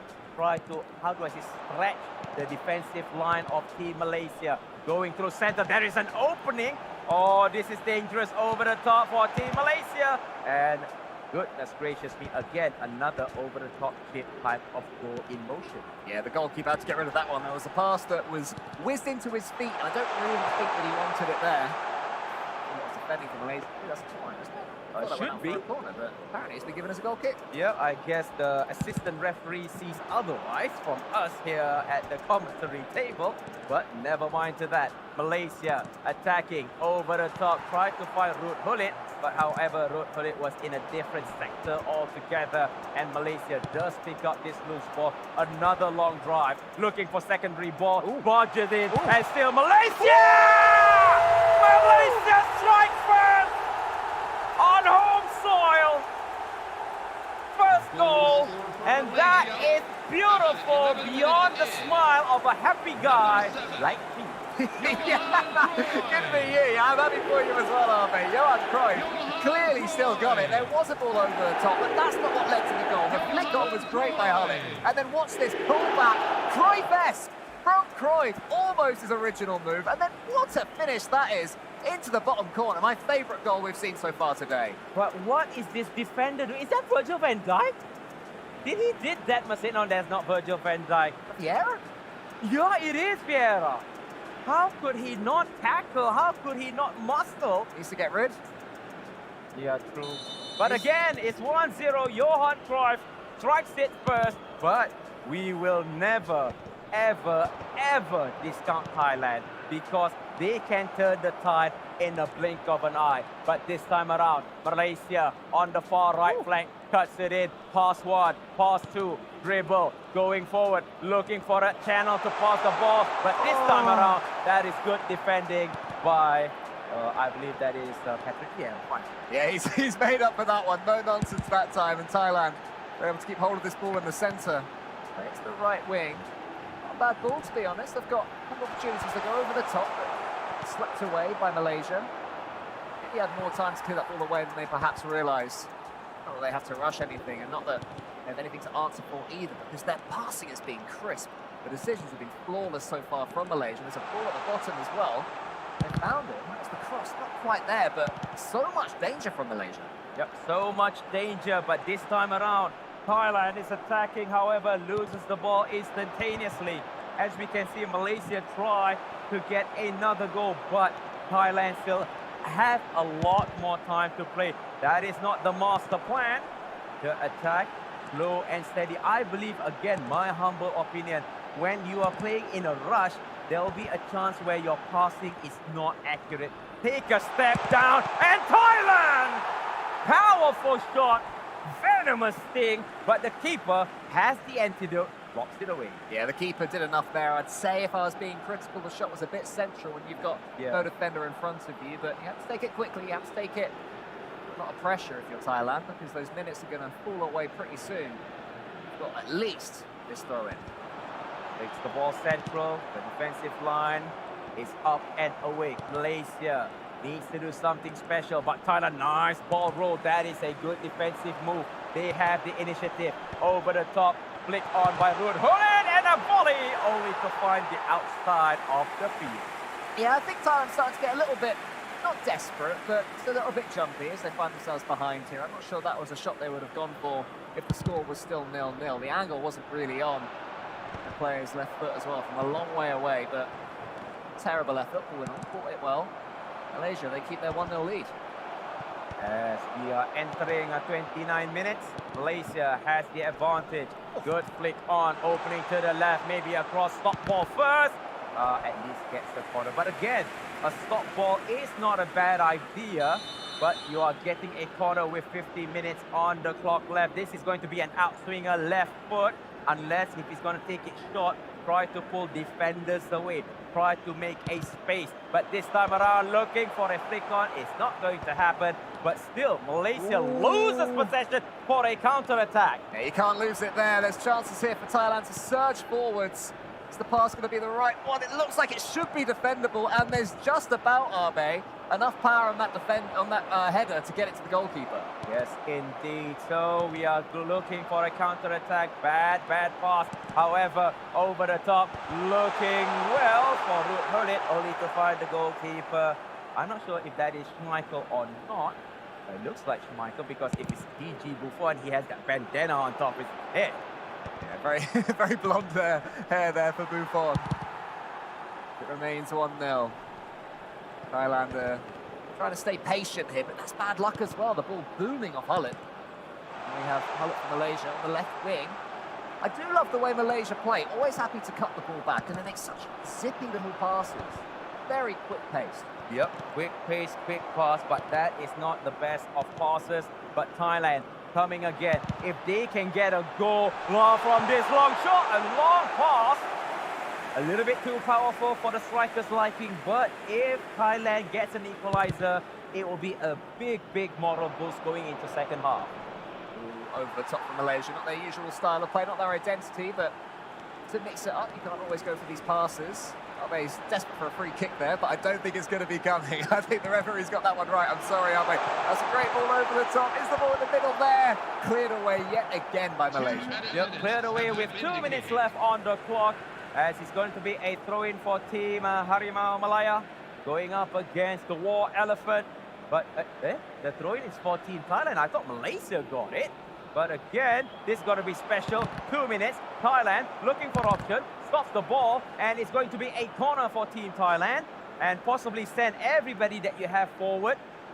Because this could be a good time. Yes, they have 1, 2, 3, 4, 5, 6 blue shirts into the penalty area. It's going to be an in-swinger from Thailand. It's going to be maybe for the far post. Is it going to be a clear headed by Malaysia? And the referee will blow the whistle if he brings the whistle. Unless the whistle is suddenly dropped on the floor. He found it. And it's going to be the end of first half. Yeah, Johan Cruyff, the big difference there. What a shot it was as well. The ball over the top was with the pullback. There was that mistake from Vieira, but even after he lost it, there was still so much for Johan Cruyff to do. We'll have a little look at Syria versus Japan, where Japan have managed to score this time, so that should settle their nerves somewhat. They'll be able to at least celebrate something this game after the frustration they experienced against Laos in game 1. We have 2 heavy hitters on the field right now, Malaysia and Syria. So Japan and Syria, forgive me. Syria is in the green kit. Well intercepted. The battle in midfield is so real. Looking for a quick pass, through ball, stop ball! I did not expect that was a shot. I was hoping that he stopped the ball, but it's Ruud Gullit. Yeah, he can shoot with venom. Yeah, no one was expecting it, apart from the defenders there who stayed alert and managed to get to that near post, and it definitely was Schmeichel that time. No bandana on that head. That is that beautiful blonde lock. We will go see Malaysia, Thailand again. Yep, back to the big game. I mean, this round, every game is a good game in my book. But Thailand needs to secure a goal. But however, Malaysia, with the pride of the nation and the burden of all of esports enthusiasts for Harimau Malaya, is hoping for Malaysia to go forward. But is this going to be it? Is this going to be a chance for another goal? And a chance! Goal! Oh man, what a strike that was. The through ball was inch perfect. You can't say anything negative about the first touch. Look at this, through touch onto his foot, and then just couldn't hook his foot around it enough. And at the same time, another game actually had a goal. So we were confused who scored the goal. Yeah, I thought it was that. I thought this was the goal, but yes. It was, I think it was Jordan against Indonesia in another game. So a big goal against the favourites, Indonesia. That is huge for them. But before that, we see Indonesia. I believe that is going to be a corner. So it's going to be an in-swinger. I don't think it's going to be at the edge of the 6-yard box because it is crowded and also the keeper can catch it and punch it away. Maybe try to flick it on for a secondary ball. He took it short again for another corner. Yeah, I think if you take it short there, you've got to come back to the corner taker. He was sprinting towards the player who received the pass, wanting it back in all sorts of space. See the passing percentage at the top, and we'll see if this one matters. Thailand ball, but it's caught out, and now we've got a chance for the counter. Counter-attack, Ruud Gullit, however, is there enough? It's going to be 3v3, being chased. Ruud Gullit, send it central, over the top. It is over the top, stop ball. However, a chance to shoot. That is a good big tackle. If that tackle did not stick, it's going to be a chance on target or maybe laid off to the center. Malaysia charging. I take it back. It's Thailand. That is a late tackle. Advantage by the referee. Good call by the referee. Keeping the game playing. As we see Thailand maybe slowing down momentum because not enough blue shirt in the advanced offensive area. Yeah, but what a read that is from Malaysia from that ball in the center. It was, see the human player from Malaysia sprinted towards that ball and they come forwards again. They attack with such numbers and there's always a player in space. It's Jonas Arnariso on the right there. He's not going to get anywhere near the attacker. Cuts back against 3 of them. Puts the ball in. It's going to be saved first time. But then Malaysia have done it again, Arbe. And it's another stunner. It's another stunner from the home favourite. After a cross to the far post, well saved by the goalkeeper. Good parry, but however, it falls straight to a Malaysian player. Heads it in, makes it 2-0 from this replay. Good cutback, cross it in on the far. First save, but the second one just had to be at the back of the net. 2-0. Malaysia is leading the charge in this second game. Yeah, Malaysia, a team that I don't know about too well in the world of console, but I just love the way they play. And Michael Owen, at that far post, squeezing that one in. Michael Owen with a header. You don't see that too often. That is a rarity from the little man. A Ballon d'Or winner. The Ballon d'Or winner. England's I early think he won that heroes. when he was in Liverpool, if I'm not mistaken. But again, he played for Real Madrid as a super sub and also played for Manchester United. But that is all history. Another one. Through ball. Goes through. Being chased by the defender. Try to pull defenders away. Stop ball! Good save! No, it's in! It took a bounce from the goalkeeper. And it's Johan Cruyff, adding goal number 3. 64 minutes. Malaysia gets 3. Look at deflection. Let's see the replay. What a beautiful through ball. Exploiting the half space. And a good tap in. It did hit the keeper. But it went over the keeper. Into the back of the net.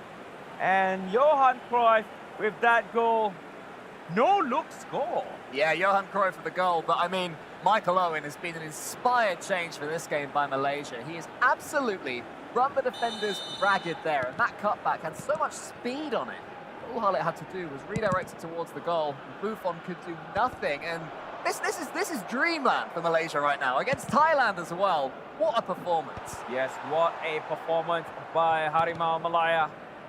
As we can see, Thailand with only 22 minutes, they need to come up with a plan. Cuts it in, going for the far post, but it's going to be a nope, it's going to be a throw-in. I mean, there is still time for Thailand to conjure up a plan. Yeah, I'm just seeing the emotes coming out on the player, so bit of friendly digging by the opponents, and this is turning into a game that the War Elephants are going to want to forget, because everything is going wrong for Thailand right now. They'll make some changes, but I don't know if you can get 3 goals in 25 minutes. Oh, Laos going up against Lebanon, and it's still 0-0. The Invincibles! Laos the Invincibles going for the perfect season. They get that ball, and they get rid of it. I love it. Every time, one decision, and it's always the right one. It's always the right one, but however, we cannot discount Lebanon. As we can see, they did win against Japan, and a good header. Well saved. And we are still looking at high pressure from Team Laos. Laos is using the white kit, and Lebanon is using the red kit. Lebanon going to defend. Again, it works. Just wants to clear the ball out of danger.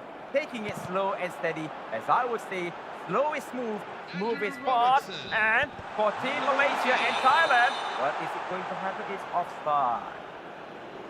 Not too much time now for Thailand to come back. This is clearly Malaysia's game. One of the finest performances we've ever really seen from Malaysia. 3-0 against Thailand is a real statement in this round robin. And they're still going for 4 as well. And like I said to you earlier, Abe, I love the way they play. We're seeing a lot of balls over the top. Clearly that's the meta right now. But Malaysia seems to ignore that. They make short passes, but they don't defending here. Great ball there. Got it on the right side. It's Ronaldinho. I think that was not Ronaldinho. It's Leo. But he couldn't get it in. That was a good effort. And I was really looking forward for that goal because Malaysia was literally exposed on the right foot, his dominant foot. Maybe the angle was a little bit acute and also small. Keeper had to parry. It's going to be a corner with 16 minutes left on the clock. McAllister is out. Martin Odegaard is in. Johan Ritsu and Enzo Fernandez looking for a header. But the ball is out. Maybe a long drive. Tried to break the defensive line, but the pass was squandered. And it's going to be still Thailand waiting for the goal. Yeah, if they can come back here, it'll be one of the great comebacks that we've seen in FIFAe eFootball. First, they have to get hold of the ball. They have to keep Malaysia penned back, who are going to be all too happy just to send that ball away. And I mean, they've earned the right to do so. They've earned the right to stop playing now and start booming, and good for them. Yes, indeed. But be careful of offside. It's going to be the battle who can steer the ball forward. As we can see, a little bit of a miscommunication between the two Thailand international. Here comes Malaysia again, coming from the left flank. Good skill being used. Possibly a cutback, stop ball, try to pull defenders away. It's going to be a corner. And I believe that Haikal is telling, why did you not cut back with your run? 10 minutes. It's going to be an outswinger for Team Malaysia. Is it going to be goal number 4? It is going to be a flick on, looking for a header, but the keeper went very bravely. That is GG Buffon, holds the ball with authority. GG Buffon, but it's not GG in this one yet, although we are getting there. I can tell you as well, there's been a late potential winner for Japan. They've just taken a 2-1 lead. It's been a really close game for them. They are just beginning to banish the demons of that draw earlier on against Laos. Clearing upfield. Trying to chase for the pass. Thailand does get this one. Going forward, not with numbers, but being solo. Picked off easily by the fullback. Again, headed the ball forward with no sense of direction. But this time, maybe. This time, possibly. Thailand, although going for 3 goals in 2 minutes is impossible, but maybe going for a consolation goal. Malaysia over the top, and we are now looking for the final moment. Thailand 2v4, 2v5, going on the left flank, maybe a cross, top ball, Cruyff turned by not the Cruyff man himself. 5 minutes of extra time, and is it going to be enough? I don't think so. I don't think so either. I think Malaysia have done enough. They've more than done enough this game. A coming-of-age performance from their players. And look at this. Thailand have the ball in the goal. Is it going to matter? A little spin man. A lovely goal, actually, from Thailand. That's a great one, but I mean, it's too little too late, but that's a nice one to watch anyway. Finally, a consolation goal from Thailand. They can. It's not they cannot. They can, but again, the build-up throughout the game, it was not that great. And then also the defensive line of Malaysia was a bit strong. And that's a nice roulette. And what a good finesse finishing by Team Thailand. I think Laos have conceded, meanwhile, against Syria, unfortunately. So the Invincibles maybe have fallen to try and get themselves a goal now. Japan remain 2-1 up versus Syria as their players are making some changes. And in this one, it's looking like been done and dusted for a while, but Thailand have at least got something on the board, so maybe they won't be too down going forwards. But this certainly, Abe, has been Malaysia's game. Yeah, it's been a one-way ticket, a ticket of happiness for Team Malaysia. Goes home with a 3-1 and a high call.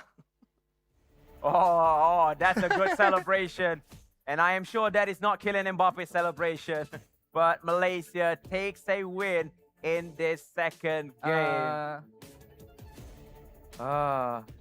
So what a match. So which game are we going for? Japan and Syria? Ooh. 2-1 and still have time. And possibly Syria clears the ball outfield. Well, the 10-man Syria as well. They've got a red card. I'm not sure when that happened, but at some point it seemed that somebody from Syria did something a little bit naughty in this game, and the referee said, absolutely not on my pitch. Up you get. We've got Japan, who surely can take this game. A man up, a goal up, 20 minutes remaining.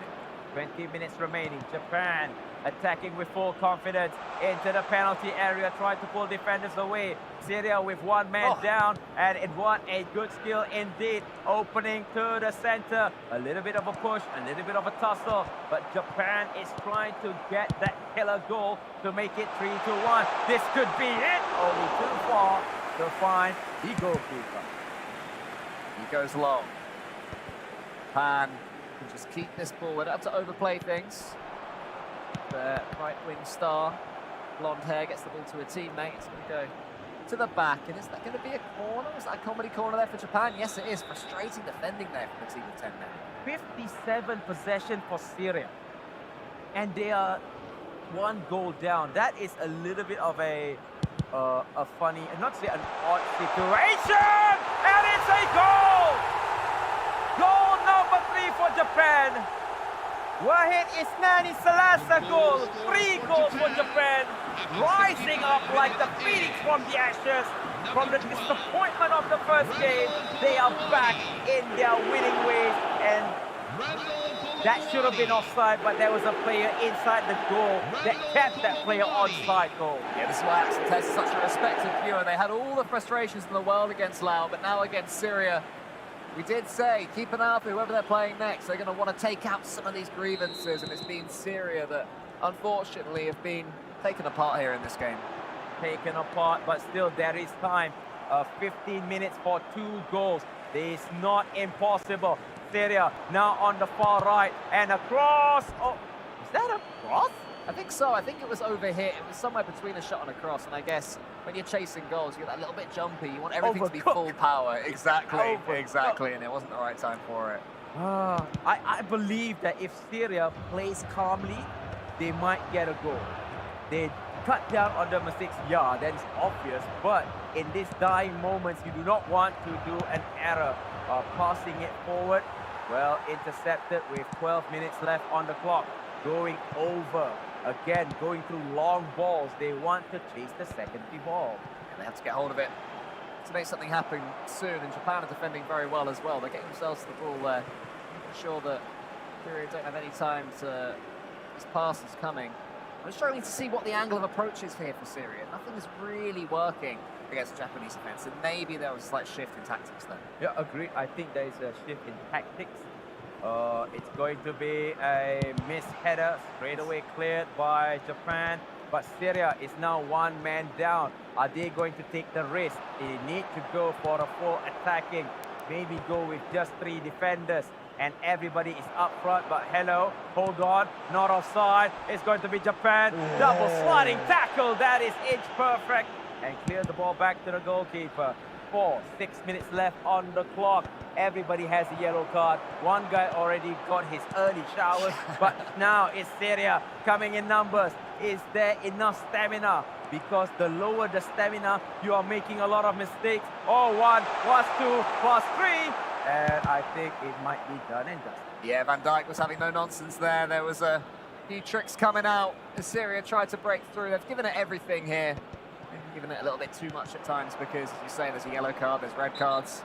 There's been also another foul. you can see that clapping the ref. I saw that. I don't know if sarcastic clapping is allowed in the rules here at eFootball. That certainly was. Again, I just saw that emote. So funny. Yep.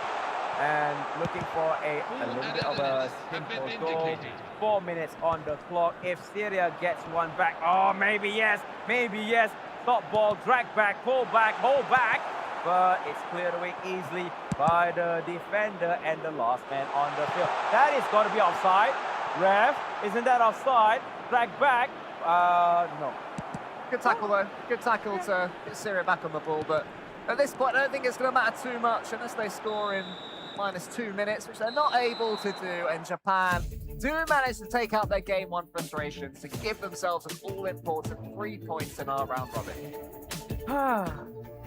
That's all I can say. Emotional round for you there. Yep. Because, I mean, now I'm not talking about the world ranking anymore. Yep. It's all about their grit and determination. Syria has shown that even though 1 man down, they are still charging forward. They are still believing themselves. So I believe that highlight is going to be ready. It's going to be Malaysia going up against, I believe, Team Thailand. As you can see over the top, this is Patrick Vieira's fault. This is the mistake that leads to the first goal of Team Malaysia. Tight control though, they're a huge finish. Look at their reaction, they know how good a goal that is, and gave them the impetus to go from strength to strength. There was some overplaying defensively for Malaysia, but that huge save there, that kept them in it. I think if they conceded there, Thailand were going back into it, but in not scoring that chance and then after that snapping at some, it just seemed like it was going to be Malaysia's day from really towards the end of that first half. Agreed. And now this is the time where I thought that it was a goal. Yeah, there was a cheer else for her at the same time, wasn't there? So now this is goal number 2. And I believe that after this, it's going to be goal number 3, if I'm not mistaken. Oh yeah, Michael Owen getting the ball back to Hullett, and it was just such a good cross, so much power on it. But it hit Buffon, but it just went over. the emotion as well from the players. You know, they really seem to be loving their time on that stage, and it makes a big difference. If you really want to be on that camera, then you're going to be a lot happier. They did concede at the end. It was a nice goal from Thailand, but Malaysia's game 100%. Yeah, aren't it's Malaysia's taking the first 3 points. Oh, it was a game of full emotion. For going up against Thailand, it's full emotion. And the Laos game with Japan, that was full of emotion also. Yes, absolutely. Yeah, that was. We went from frustration to adulation between these two teams. Show you how much emotions we've got in this esports world and in eFootball as well. Such an exciting esport, always so much fun as well to see these players representing their national clubs and doing so well too. I think they're starting to really believe they're wearing these, you know, really believe in the badges that they're wearing for their national team. Yes, indeed. So I believe that marks the end for game number 2. So after this, we will be taking a quick break because there will be a transition with the commentators, because we will be done our shift. A new batch of commentators will be up in, but we'll be waiting to show for the match result of round number 2. Let's go. See who. Take it away. Let's see who really made some statements. It was Lebanon. They did get that win against Laos. The undefeatables have been defeated, aren't they? I really thought they'd get another 0-0. I was so excited. And then Japan beating Syria. We saw the end of that one. Thailand versus Malaysia. What a game it was. And Indonesia being held by Jordan. That is a fantastic result for Jordan, I would say. Yes, indeed. So, having said the above, that is game number 2 done and dusted. And what an exciting game we have for the first 2 rounds. I mean, there was jump for joy, holding the line for the last minute, a little bit of a heartbreak, and where we are now, it is just absolutely astonishing. Game number 2 done and dusted, because tonight we have another 2 more games right after this. There are always more games here. Continental Championship 2026. It's brilliant. There's so much eFootball for us to watch and enjoy, and the games keep on coming. They keep on coming. Yes, indeed. So having said the above, I mean, this commentary table will be taking its leave, because after this there will be a new batch coming in. I mean, Cole, it's an honor and pleasure to share the table with you. I hope you enjoyed it. I am. I hope you guys can tell, and yeah, really absolutely loved it. Because behind the camera, while we were casting, I was actually standing. I wasn't sitting down. I was standing full of emotion. Jumping about like a maniac, this guy. Yeah, Great. of course, that's who I am. So we'll take a short break, and after this, we will take our leave. And after this, a new of commentators will be up on this bench, and I'll see you with the next team very, very shortly. Any last word before we go for a break? Keep it coming. Absolutely loving it. Let's get even better. Let's go. Let's take a quick break from the commentary table, and we'll be back. Every dream starts somewhere. From home to representing a nation. Over 120 nations, one path to ultimate glory. And now, FIFAe becomes even more global. Only the best from each region advance one step closer to the trophy. Welcome to the FIFAe Continental Championships. Kuala Lumpur, Mexico City, Rio de Janeiro, Casablanca, Oeiras, Lisbon. 5 cities, 5 events, one dream worth chasing. The road to the finals.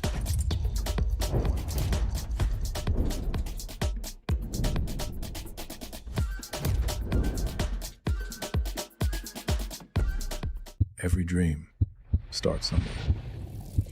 From home to representing a nation. Over 120 nations, one path to ultimate glory. And now, FIFAe becomes even more global. Only the best from each region advance one step closer to the trophy. Welcome to the FIFAe Continental Championships. Kuala Lumpur, Mexico City, Rio de Janeiro, Casablanca, Oeiras, Lisbon. 5 cities, 5 events, one dream worth chasing. The road to the finals.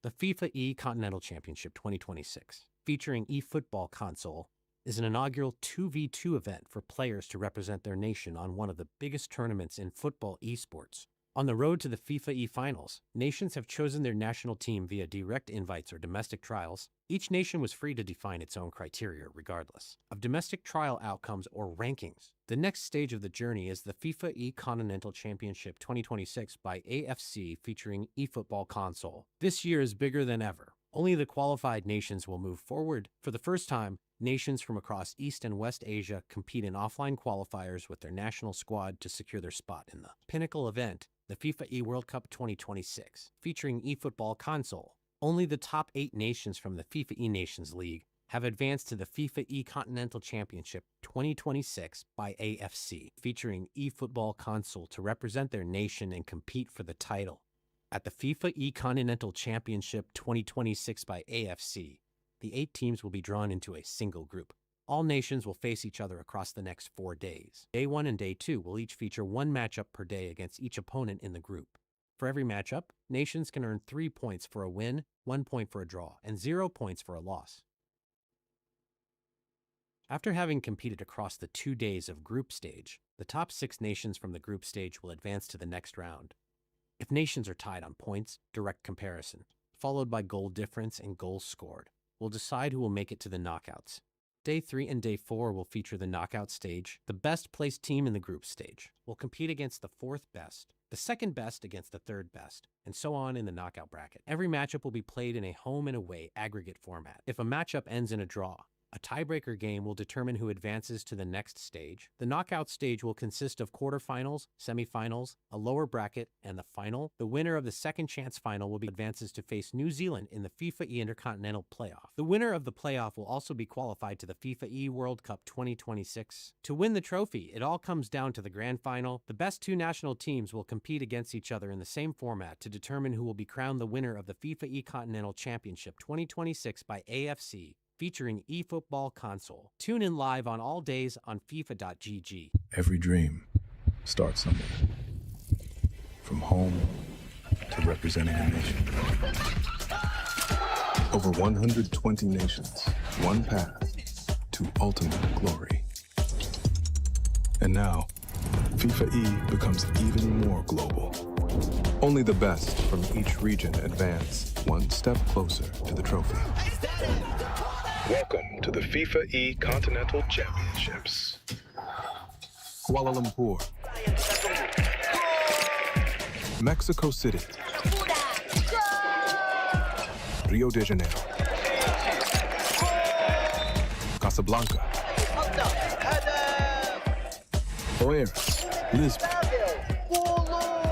5 cities, 5 events, one dream worth chasing. The road to the finals.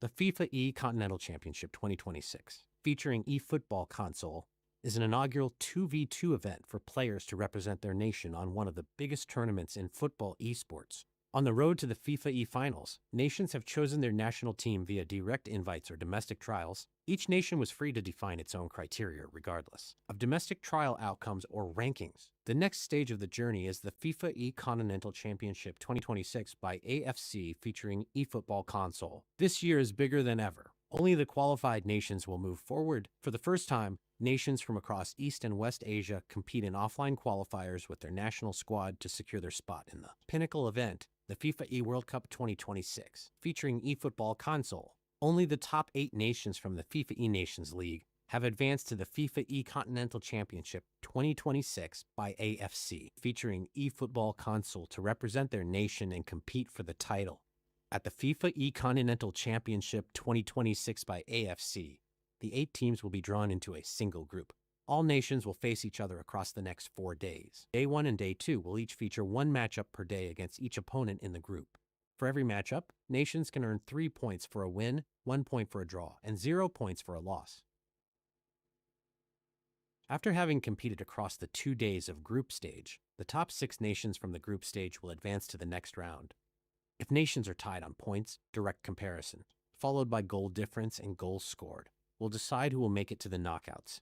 Day 3 and Day 4 will feature the knockout stage. The best placed team in the group stage will compete against the 4th best, the 2nd best against the 3rd best, and so on in the knockout bracket. Every matchup will be played in a home and away aggregate format. If a matchup ends in a draw, a tiebreaker game will determine who advances to the next stage. The knockout stage will consist of quarterfinals, semifinals, a lower bracket, and the final. The winner of the second chance final will be advances to face New Zealand in the FIFAe Intercontinental Playoff. The winner of the playoff will also be qualified to the FIFAe World Cup 2026. To win the trophy, it all comes down to the grand final. The best 2 national teams will compete against each other in the same format to determine who will be crowned the winner of the FIFAe Continental Championship 2026 by AFC, featuring eFootball console. Tune in live on all days on FIFA.gg. What is going on, everybody? Welcome back. This is your big man Hafiz Abed Decipher, but this time around as your host for FIFAe Confederation Continental Championship 2026 by AFC. You can tell that I am lost for words because the first 2 games literally sucked the life out of my body because of the action and drama. As mentioned, we have a new rotation of commentators at the casting table, and I would like to introduce our guest, the distinguished gentleman. We have Uncle Sam and also CJ. What is up, guys? Hope everything's good. Oh, it's great to be here. What a great start. First 2 rounds of console were fantastic. And as you mentioned, for Malaysia, the only team on 6 points, the only team with 2 wins on the board, Uncle Sam, has to be a great start for them. Yeah, it's good to be back, everybody. So we are here for more action. Of course, we have 2 more matches for this first session for the console. Yes, indeed, because out of 7 games, we are going to have 4 games down. That means a total of times 4 is 12 points up for grabs in the game that is happening tonight. So another 3 games for tomorrow. But I believe you are going to see what are the match schedules and also, how do I say this? The cameras to see the players are ready or not. Let's take it away. Here it is, Team Malaysia getting ready after their win against their arch rival, which is Thailand. But before that, how's the weather here in Malaysia, CJ? It's nice and warm. I tell you what, it's humid, but we've been enjoying it. Fantastic hospitality as well has been incredible here in Kuala Lumpur. So yeah, great. First time in the city, but it's beautiful. Also about the food. Yeah. The food. Oh, the food. Oh, just fantastic. Second to none. Fantastic. I mean, we've just been enjoying all the amenities. Even the place we are. I mean, just a credit to everyone involved. We've been looked after from get-go and ready to get into some eFootball action here, Abe. Yes, indeed. So from us, me and Uncle Sam and the rest of the committee, where as a host, we would like to say CJ, welcome to Malaysia. Thank you very much, guys. Pleasure. And as we said, the eFootball action has been fantastic. Been to a couple of the FIFA finals for eFootball and obviously the mobile and console. And it's certainly thrilling to watch now we're kind of a few years into the format. It's nice to see how the teams are sort of shaping up, and obviously the 2v2 has been a bit of a change for the mobile this year, and console's always so much fun to watch. Yes, indeed, especially when we talk about the chemistry, especially Uncle Sam, the changing of player at the controller, because if they misclick, the cursor doesn't stick, and that's why you see defenders suddenly AI control, and that is when you have a big trouble. Even in FIFA Nations, you commented, those things happen. Yeah, definitely that is one thing to be looking for, because the timing for the players is mostly very crucial in this 2v2 situation. So ladies and gentlemen, without further ado, this is round 3 for FIFAe Continental Championship 2026 by AFC. It's game number 3. I'll be taking my leave, and I'm leaving all of it to you with our 2 distinguished commentators, Uncle Sam and also CJ. Take it away. Great to be here, Uncle Sam, and we do have two fantastic rounds to round out day one of the Continental Championships here in Malaysia. And this is a big match coming up. We've got Laos taking on Syria, and both teams are kind of on the cusp of that top six at the moment. Just 1 point for Laos and Syria, 2 losses to start their campaign. Yeah, both teams still finding their first win. We are straight into the kickoff with Laos attacking from left to right. Meanwhile, Syria in green will be attacking from right to left. So there's a corner for offside actually for Laos. Free kick for Syria. The best part about these Continental Championships is seeing the Nations League teams come together. This is the first matchup against these two sides. Obviously Syria in the Asia West Nations League, topping that table, and Laos finishing, I believe, 6th in the consistency rankings for Asia East. So this would be a big upset, I'd say, if Laos could get the job done here. Yeah, definitely on paper Syria is the better team, but let's see what can Laos bring into the table. Here they go again, looking for the right flank, but couldn't get the pass to his teammate, and another foul. Free kick for Syria this time around. Wesley Schneider is being penalized by the ref. Is being fouled actually. This free kick for Syria, looking to build up from in the middle, straight into the penalty box, looking for Jan Koller. Nice flick on, back to Koller, but nice defending this time from Laos. But still the danger is far from over, and it's over. Yeah, Syria have had the majority of the attack first 7 minutes of this match. And just see, it's interesting as well, just looking at how the draft played down these nations, picking their key players. It seemed like Ruud Gullit was pretty prominent in that draft for a lot of these nations, Van Dijk and Patrick Vieira as well. Yeah, Gullit, what a pass. Back to Gullit, but intercepted right away by Syria, looking for the counter-attack, but again, couldn't find their strikers up top, and look like at this current moment, both sides are looking for a long ball. Opportunities for both nations, both sides early. Here is Gullit on ball. Syria, it's a bit scrappy there, and there will be the free kick. It was just a little loose, that challenge. Yeah, this time it's free kick for Laos. Opportunity to build up something here, but what is happening? There was goalkeeper there. Okay. Switch the outfield player. Laos with the free kick. Looking for their first goal, Ruud Gullit. Also the defender, Chiellini, just outside the penalty box. But just a short free kick there, looking for a build-up on the right flank to Syrian defender. Looking for a challenge, but here we go! Ruud Gullit! And goal! Laos takes the lead. Nice try from Ruud Gullit, but the goalkeeper managed to parry. But as far as Laos attacker just need to do a tap-in, simple tap-in for Laos to get in front 1-0. Fantastic goal. You can see the disappointment on the faces there of Syria. As Laos just found the chance. Just a great pop over the top. They beat that offside trap. Gullit with the first shot. Able to do the rest there. 1-0. As it looked early stages that Syria were having the majority of the attack, but it's swung around. Good start for Syria, which are looking for their first win. The goal by David Shimon, putting them in front in the 15 minutes. What is going to be the response from Syria? Looking to through forward, couldn't find the striker. Again, from the middle, chance for a shot. Another chance, but this time intercepted by Laos. They are going straight for the counter-attack. Ruud Gullit couldn't keep the ball, but Laos managed to get a throw-in just outside Syria's half. 20 minutes on the clock. Laos leading the game by 1-0. Flick on by Ruud Gullit. Good defending by Syria this time around, but that was not a good clearance.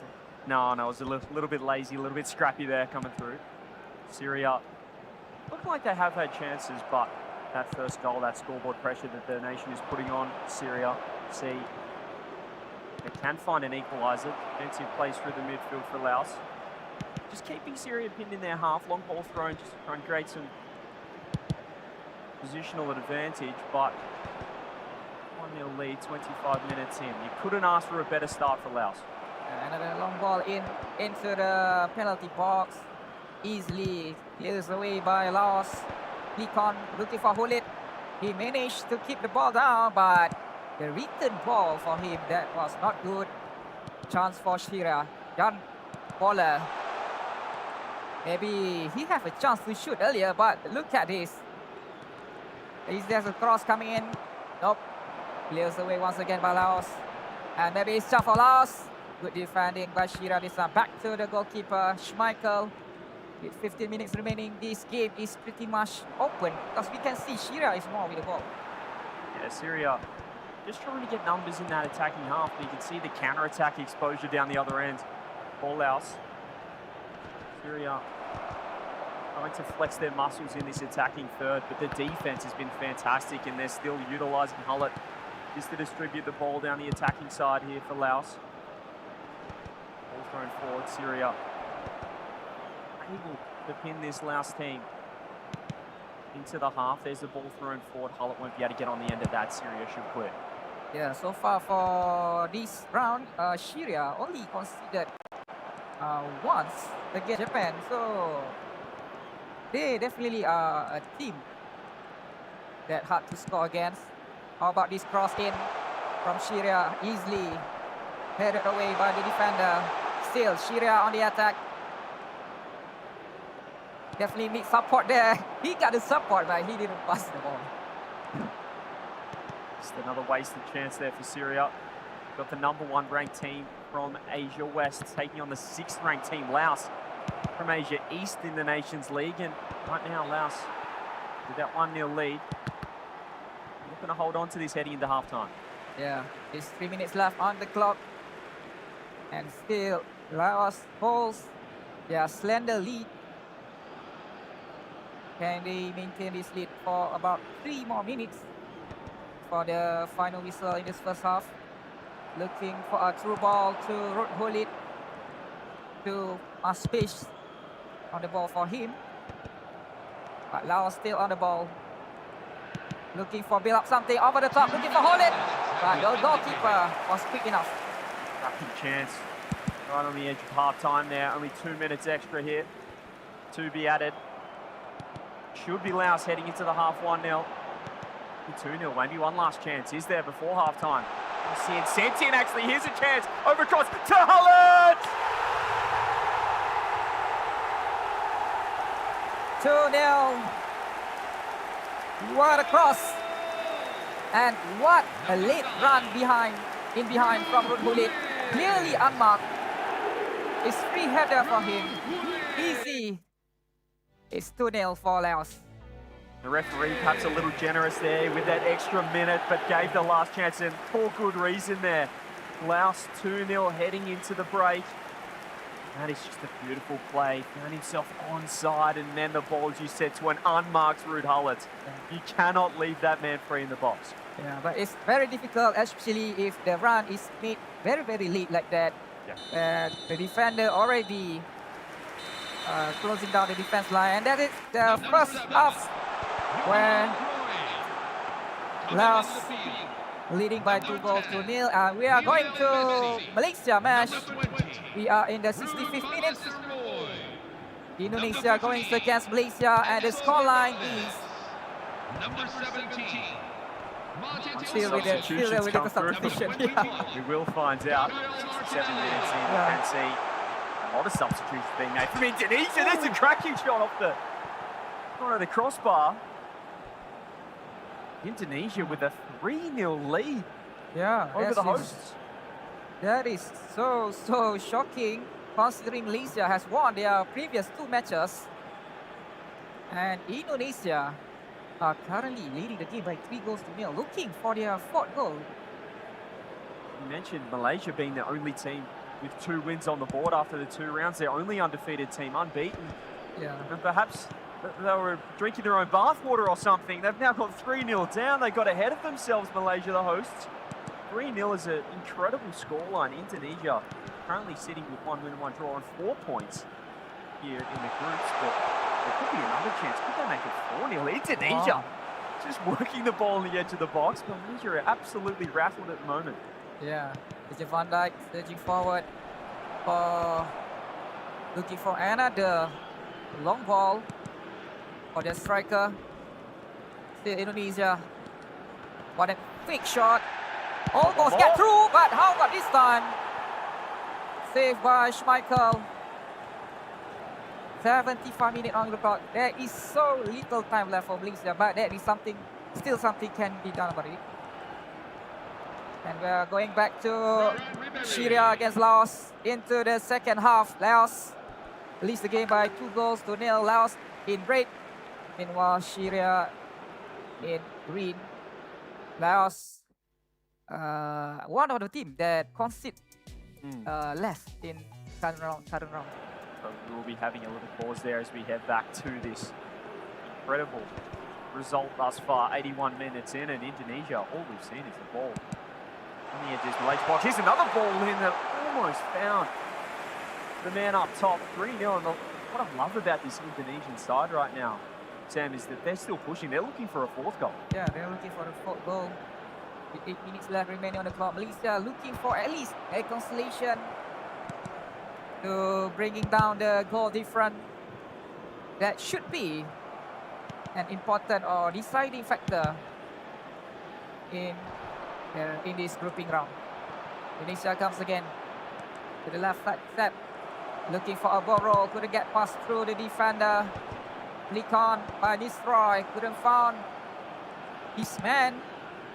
4 minutes left. Looks like Indonesia will take home their second win in just about 2 minutes remaining. I think with the numbers that Indonesia are sending forward, they've an opportunity down the other end, but it's not to be. It's just all Indonesia. Could be them again for a 4th goal! Wow. That was brilliant. That was brilliant by Kilis Choi. With his fake shot, change of direction. Paving the path to shoot the ball at the goal. And from that distance, there's nothing Schmeichel can do about it. You see how stunned Malaysia are. On the camera down the bottom right corner. Indonesia, as we said, they were 3-0 up. They wanted that 4th, and they found that 4th 88 minutes in.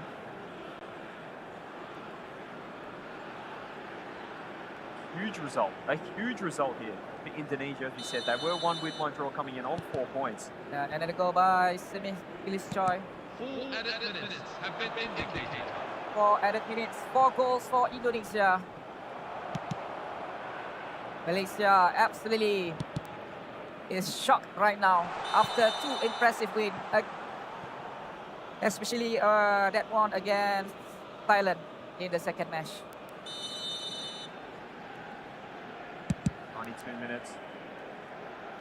Only a couple extra remaining, and just Malaysia want, and I'd say in this match. Minute. Malaysia scoreless. Indonesia with 4 on the board. And that should just about do it. There it is, a huge result. Indonesia, 4-0 victory over the hosts. Yeah, impressive by Indonesia. After not very convincing start, after they drew against Jordan in the second match, but in the third match, they managed to demolish Malaysia by 4-0. I think this is the highest scoring match so far in this second round. It has to be here in round 3. Round 3, sorry. Over on the main game, the main match of the round. We're still just waiting for a resumption here. Laos and Syria. We did see a little issue. Syria just dragging the ball straight out. Probably a little disconnect there. So it's just restarting, and we'll be back very, very shortly. You can see players just talking through tactics at the moment as Laos have been that team 2-0 into the half. A fantastic start to that game, and an all-important 3 points could be up for grabs for Laos here, as now currently sitting 6th in the standings. They can get their first win on the board. It can boost them right up there in the hunt. Yeah, look at them, very happy, very calm, and that is what we needed from players, especially to handle the tension in this competition like this. So for Laos, a win will put them maybe in the top 3 position, and they will be the only team. I mean, just Yeah. to put into perspective, Yeah. the craziness of this result. We've got Laos, the 48th ranked team in the console here. Syria ranked 9, ranked Yeah. 9th in the world. It is the fact that they're 2-0 up in a half against the 9th ranked team. A huge result so far, but it is, I mean, we still have a big second half to come. Syria could mount that comeback. Yeah, they also finished, I believe, 6th in the Nations League, just enough to squeeze through to this tournament. So it is very good to see they are doing so well so far in this first round of the eFootball console for FIFAe Continental Championship 2026.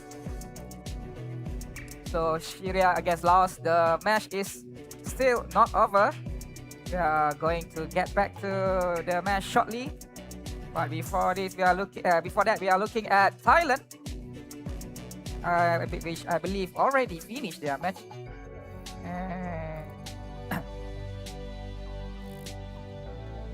Yeah, so only Laos and Syria match still ongoing, and as I can see here, Japan and Thailand drew 1-1. 1-1, Jordan 1-1. Lebanon as well as Yeah. Laos and Syria be concluding in just a moment.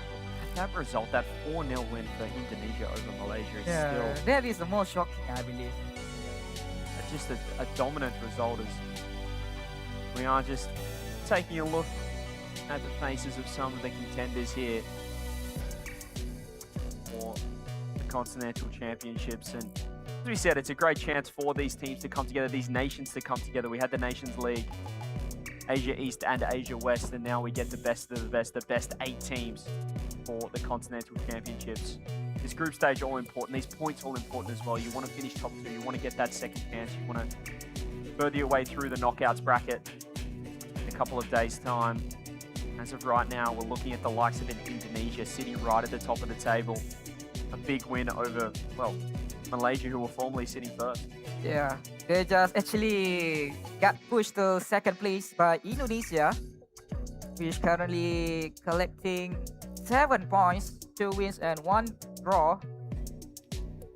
Meanwhile, Malaysia currently second with 6 points after 2 wins and a loss against Indonesia.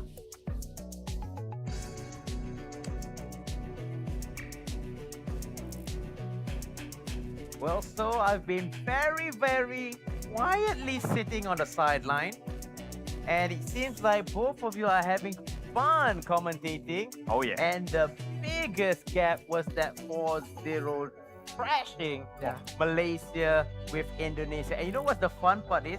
They're literally sitting in front of each other at the game stage, and after finish, they turn around and say, "Hey, good game, good game." Yeah, and you know you can hear the players will be able to hear each other as well. It's the beauty of this live studio right here. You've got all 8 nations playing at the same time, 4 matches at once, and absolute chaos as we can see during the rounds. Absolute chaos. And you know what's the best part is? That Laos scored 2 goals. And let me tell you, this is the 3rd game, and that was their first 2 goals.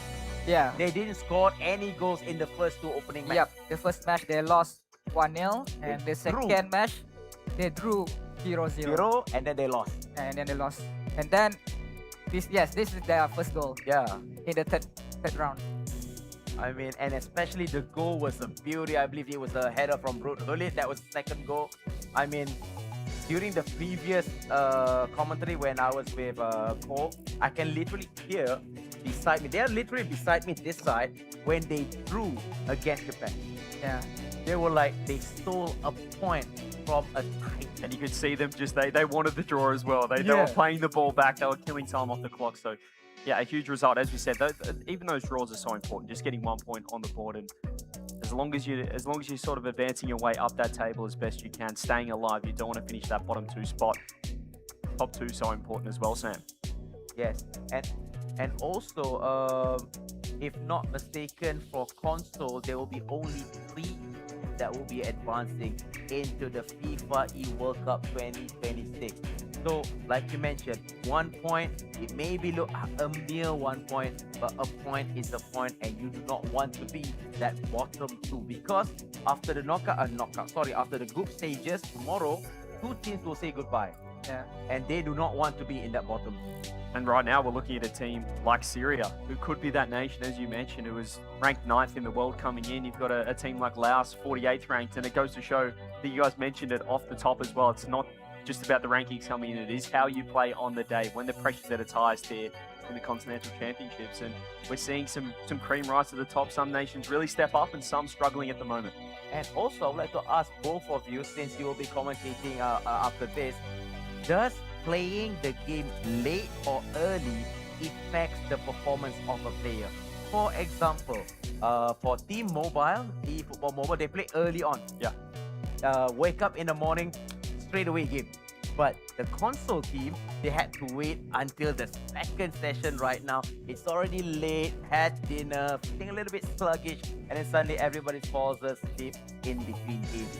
What do you think? Is there going to be an impact? I mean, on the other side of things, these players would be normally playing at night. So this is a time when they are primed, ready to go. I think it's pretty rare that they will be playing early in the morning. I know as a former player myself, obviously not in eFootball, it was always those early mornings. So it's tough because you're not fully awake yet and you're used to those late nights. We're all gamers here, so we're all playing up to into the early hours of the morning usually. Uncle Sam, I don't know if you agree with that, but I think these players would prefer to play around this time. You know, you're looking at an 8 p.m. at night. This is prime time for these players. Because he's also a gamer himself. Yeah, I totally agree with CJ, because we are all gamers. We all play until late night, 2 a.m., 3 a.m. So normally in the afternoon, that's not an ideal time for gamers to play their games. Normally, except for the Team Mobile, who had to play early in the morning. Yeah, but that's the beauty of competition. You just have to show up. There's no disadvantage for both teams. You know, all the nations, you're playing at the same time as one another. So whilst some may prefer to play later on at the day, you're both playing at the same time. No excuses, and that's what we love here. We just put these nations in the one spot. We put them in the furnace here in Malaysia, and we see which nation comes out on top. And also, a few days ago, that for eFootball, there's already an update.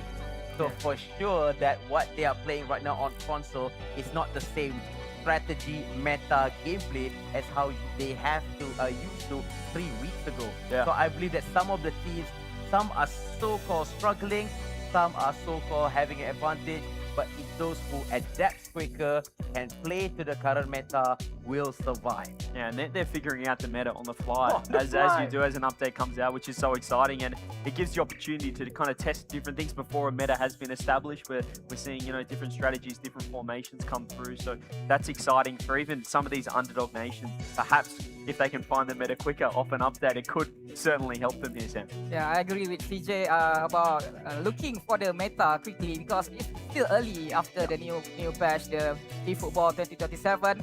I don't believe the meta is out yet, but they are finding the meta.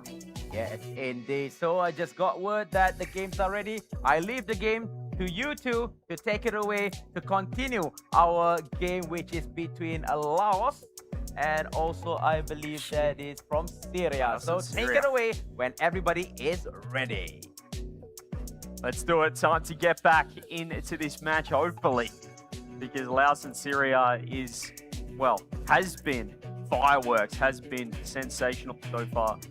We are going to get into game in just a short moment. Laos 2-0 up, heading into the main break. We did just begin the second half as well. And Syria, as we mentioned, they topped the group, topped Asia West, coming in off the top of Jordan, Saudi Arabia, who we'll see over in the African Continental Championship. But Syria have really just yeah, they haven't really come out of the block strong day one. Yeah. It's important to do, Sam.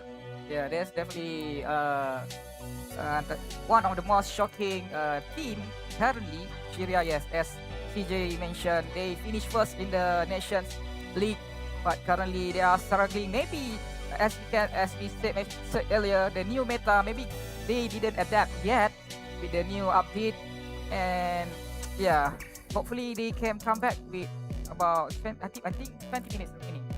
Yeah, I think that for Syria as well, that as we said, the surprising thing, they're topping their rankings, those consistency rankings, which were over the course of the 3 weeks in Nations League, which does reward the consistency, and we'd expect that consistency to shine through in a stage like this. Not to be just yet. The second half is now underway. It's a 2-0 lead. It's Laos, a strong start. Can they build on it, or can Syria mount their comeback? Yeah, finally the game is finally restarted. And CJ, as an ex-professional player, does delays like this affect performance? Can go 2 ways. I think that, if you look at Laos, they had all the momentum, all the confidence coming in. So perhaps that iced them out a little bit and can give a chance for Syria to make that comeback. And importantly, Syria to get a chance for tactics. How are they going to approach this second half? So perhaps the chance there is there was an offside call coming through clearly there from the Syrian striker. But early signs are promising here in the start of the second half. We are seeing some attack from the Syrians. Long ball again from Syria.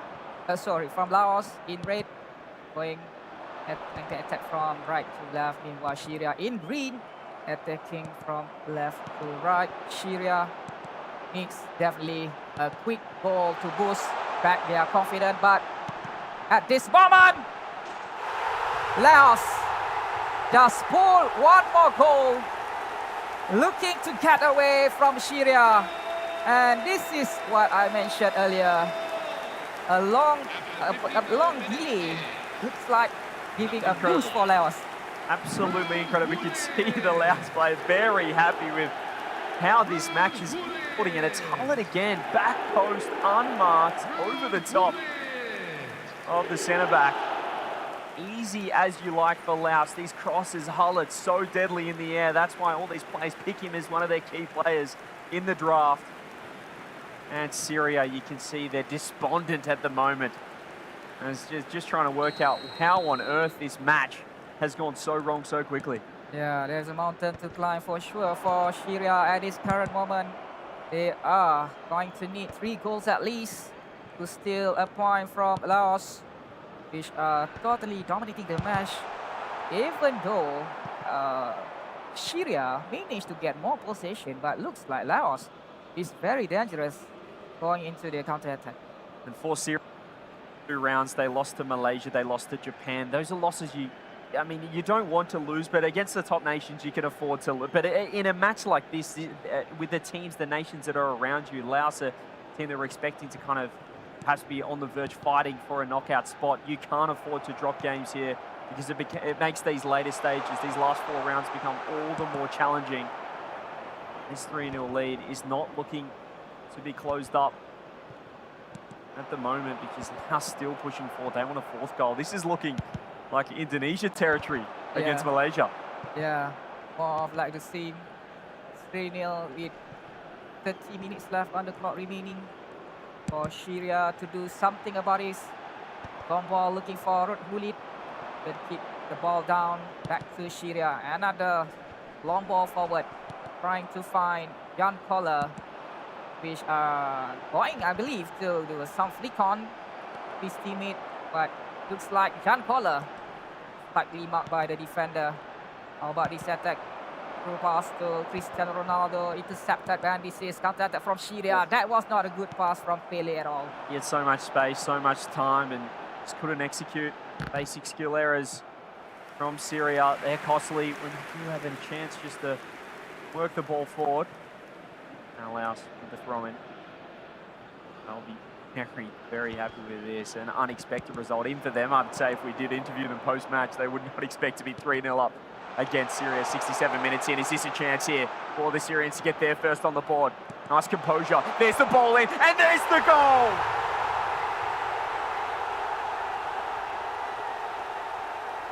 Syria finally pulls one back. Is this what they needed? Can they get two more? The time definitely still on their side.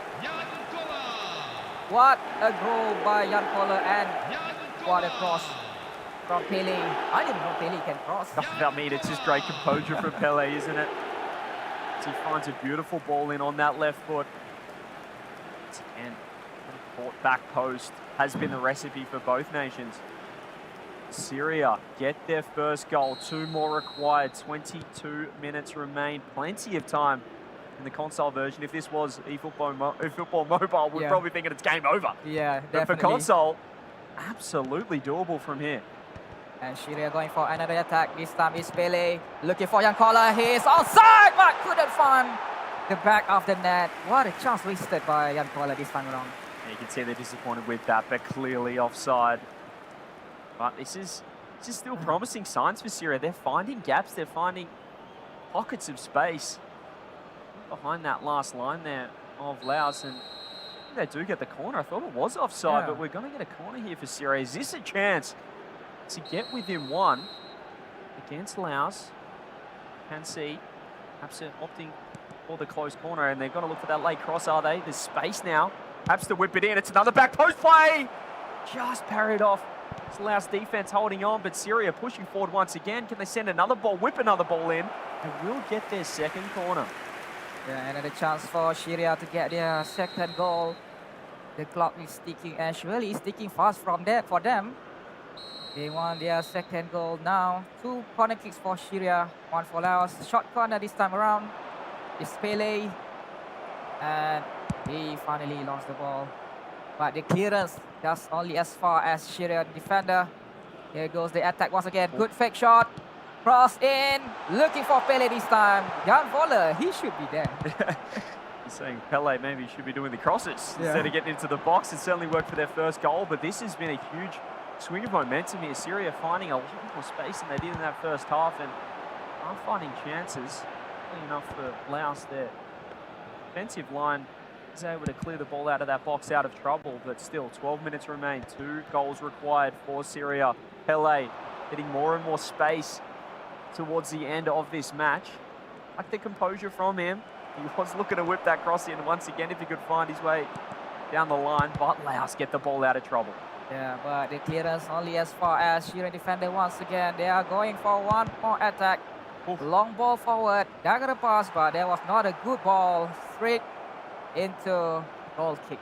Yeah, probably the first time we have seen that lack of patience from Syria. They were so impressive to get that first goal and find a beautiful cross in, but now we do see perhaps a change of tactics, some substitutions to be made, as we're expecting the Syrians to get far more aggressive in this final 10 minutes. Yeah, they should be doing an all-out attacking right now. There is no more time to waste. At least if they want to steal a point and avoid defeat against Laos. But for Laos, so far so good for them. Definitely the underdog of this tournament so far, doing a few upset and currently leading Syria by 3-1.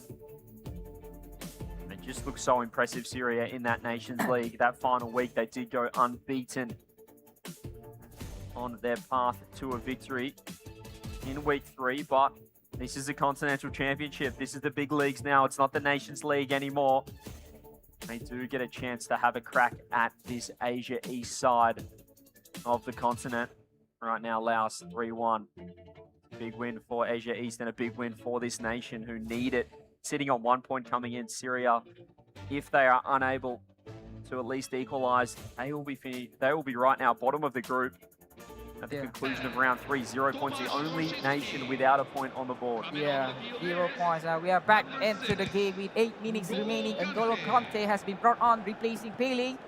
Meanwhile, Cody Gakpo will be replacing Kylian Mbappe, and Bebeto, the Brazilian legend, also has been brought on. And Laos, they just need to keep the ball and doesn't need to pass the ball like that. Now they're getting Giving the the ball pressure. HP. The pressure here, 2-0 lead, but it could be falling. It could be falling very quickly. Look at the patience here for Syria if they can whip the ball in. There's the low cross, driven. Defended and cleared by Laos. But they're not keeping their hands on the ball, or are they? The all-out attack, they could be punished down the other end, Syria. As you can see, the defensive line track back. Get that all-important interception. 1 minute left remaining on the clock. Clearance from Laos anywhere will do for them, but there is 4 minutes additional time has been given. Another the ball given away cheaply by Laos, and Syria will take this. Maybe one more attack. He couldn't find the pass. And this is Pele. Vieira, I believe, also couldn't get a pass. Seconds remaining. Looks like Laos will take this win. Waiting for the final whistle. There goes the final whistle. Impressive win by Laos over the favorite Syria.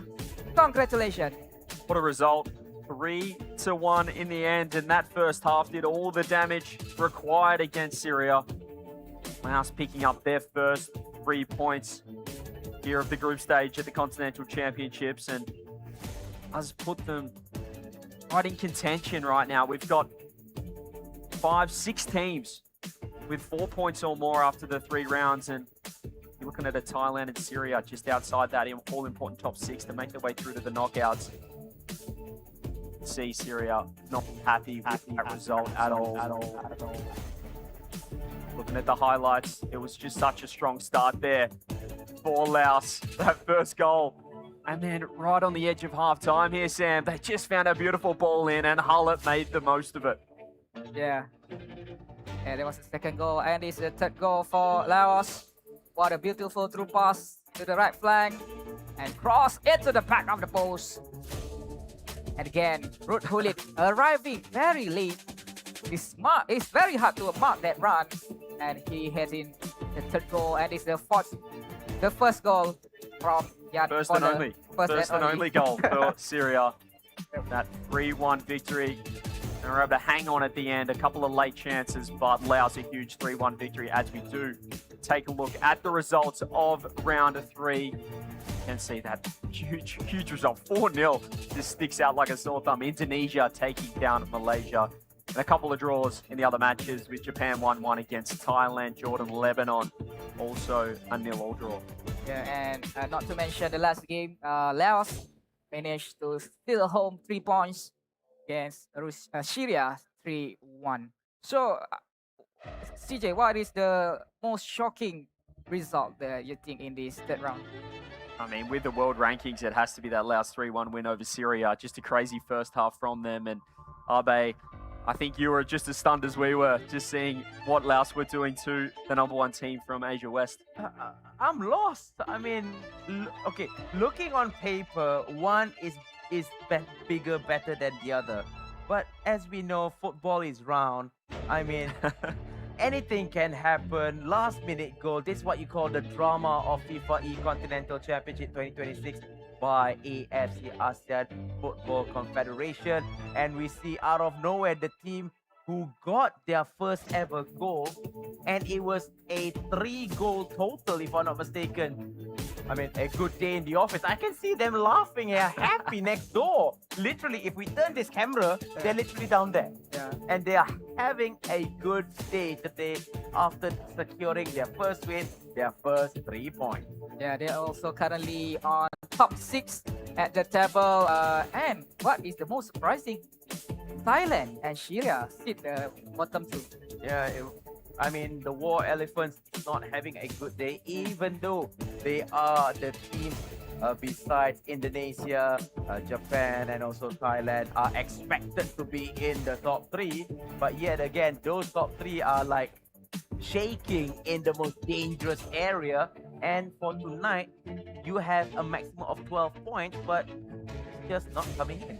Well, I mean, you know, you look at Indonesia and Malaysia sitting 1-2, but Indonesia just forrowed the second team in the table. So you can see that despite them being close in points, these matches can go, well, drastically against what we're perhaps expecting. And yeah, that's a huge 4 points coming through from Laos. Lebanon sitting on 4 as well. But the top 6 is sort of just surging away from that bottom 2, which you need to hang on. The Thailand, Syria, these matches, if they get away from them with a few more rounds left, it's going to be very tough in the concluding stages to jump into the top 6. Yeah, that is why the first normally the first day of any tournament is very, very crucial to build up the momentum, to build up the confidence going around to the second day. So let's go for the match schedule for match number 4. As we can see, Lebanon going up against Syria. It's going to be Thailand going up against Laos, Indonesia going up against Japan, and last but not least, it's going to be Jordan going up against Malaysia. So Indonesia going up against Japan, Malaysia going up against Jordan, and it's going to be a very, very interesting match indeed. So I believe that we will go straight into player camp once everything is ready. Let's go for match number 4. It's going to be the last match of the day. In round 4, and what I love about these matchups we have here is that the bottom 4 playing against each other. When we're looking at that top 6 to go through to the playoffs, you don't want to be in that bottom 2 stage. You won't make your way through to the knockouts. So you're looking at the Laos, Lebanon, Thailand, Syria, those 4 teams. If Thailand and Syria don't get the points required, if they don't get the 3 points, if they lose this round, it might be too little too late. It's only day 1 of the competition, but Sam, if we don't see Thailand and Syria pick up points here, it could be all over. Yes, it could be all over. So if you're watching live, wherever you are across the globe at FIFA.gg, I mean, what are your favorite upset moment of the day for the console category? For me, the biggest upset, I would say, is going to be the match where Malaysia going up against Indonesia, or should I say Syria going up against, just now was Laos. That's another upset. But Uncle Sam, with your prediction for Indonesia going up against Japan. This is going to be a very, very heated match. Indonesia with a 1 against Malaysia, 4-0. Definitely boosting their morale. Meanwhile, Japan, their previous match, they just drew 1-1 against Thailand. So definitely momentum is with Indonesia. So let's see what can they do about the momentum that they have. A top of the table clash, that's for sure. Currently sitting 1 and 3 in the standings of the group stage, but we're looking at the rankings coming out of the Nations League Asia East. These 2 teams were separated by 25 points. There was nothing between them. Indonesia, number 1 out of the Nations League. Japan, number 2. They're used to each other. They know each other's play styles here, Uncle Sam. I can't wait, and we're into the action. So let's go into the final game of the night, where we see Indonesia will be attacking from left to right, while Japan in their famous blue samurai kit is trying to defend from right to left. This is it. The 2 titans, the 2 giants, rivals on the field, rivals on the digital football field. It's all about the pride of the nation. 3 points is up for grab. However, we see a high pressure being used by Japan. 2-on-1, and they did get the possession back. Huge match, huge final match of the day. And what a day 1 it's been here at the Continental Championships. Here's Hullet. Is it going to be Japan with their first chance of the game? Hullet just trying to work his way through. Can see Indonesia just able to find their clearing lines. And Uncle Sam, can we get a prediction from you in this match? Who do you like? I believe Indonesia have a slight advantage over Japan because their previous win, definitely they have the moral. But for Japan, there is something to prove here because they are also the contender on top 3 currently, fighting for the top spot. Top 2 spot that will qualify straight to the semi-final, which have a huge advantage, which only 1 match needed to be win to go to the FIFA World Cup. As we can see, Japan currently attacking from the far right flank, looking for option. Indonesia in the defensive line. However, good interception, finding an option on the left. Now that is a good through ball. Who gets the first? Nah, it's not the Indonesian winger, but it's going to be the Japanese defender on that far flank. Yeah, well cleared by Japan. Do they get a chance now? Down the other end, was he onside? Was he offside? There's the flag. It goes up, and see, they're really trying to test the defensive line of Indonesia. Japan, as we mentioned, number 2 coming into the rankings, currently sitting 3rd at the Continental Championships. 6 points, or on 5 points, should I say. Indonesia on 7 points. They just 4-0'd Malaysia. They are the informed team, and they get the job done once again. Indeed. So as we can see, a little bit of a push and a tussle as we see Japan trying to make a through ball, trying to get a hot knife through butter, but he was well read and over the top. Again, this strategy looks a very a common strategy being used during the tournament. Try to go for a long ball, a long pass, and hoping a pacey striker would chase the ball at the end. Yeah, that's what we saw at the FIFAe finals last year. Some of the top teams going for that long ball play and just getting territory. Territory is so important in eFootball if you can just push the ball forward. But I've seen Japan with the majority of the possession so far. Indonesia just trying to clear their defensive lines. They are able to do so right here. Yes, indeed, on the right, passing it to the wingers. As we can see, a very compact defender for team Japan. I better not mix it with team Thailand because Thailand also has a blue kit. But however, Indonesia in the penalty area with a good header. How is he missed? It looked hard to miss. It looked harder to miss than there. It was wide open for Indonesia. They still have one more chance. Perhaps it's another beautiful ball in. This time Japan are able to clear, but they are under an incredible amount of duress at the moment. That is so unlucky. That is so brutally bad luck, I would say, for Indonesia. The keeper was beaten. Only the crossbar, the 12th player, the second keeper had to be the crossbar, denying the right of Indonesia to get that opening goal. Got to keep their composure now, Indonesia.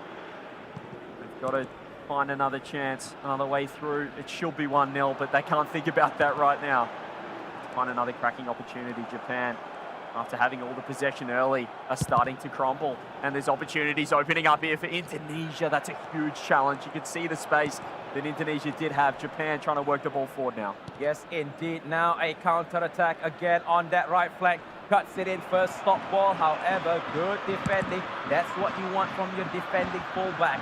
You are also able to attack on those two wide flanks, but you have the legs to tackle those players in the time of critical need. But we see Japan looking in numbers. However, try to force the motion like a hammer on a nail, attacking the same channel over and over again. Isn't it a little bit too obvious that it's not going to work?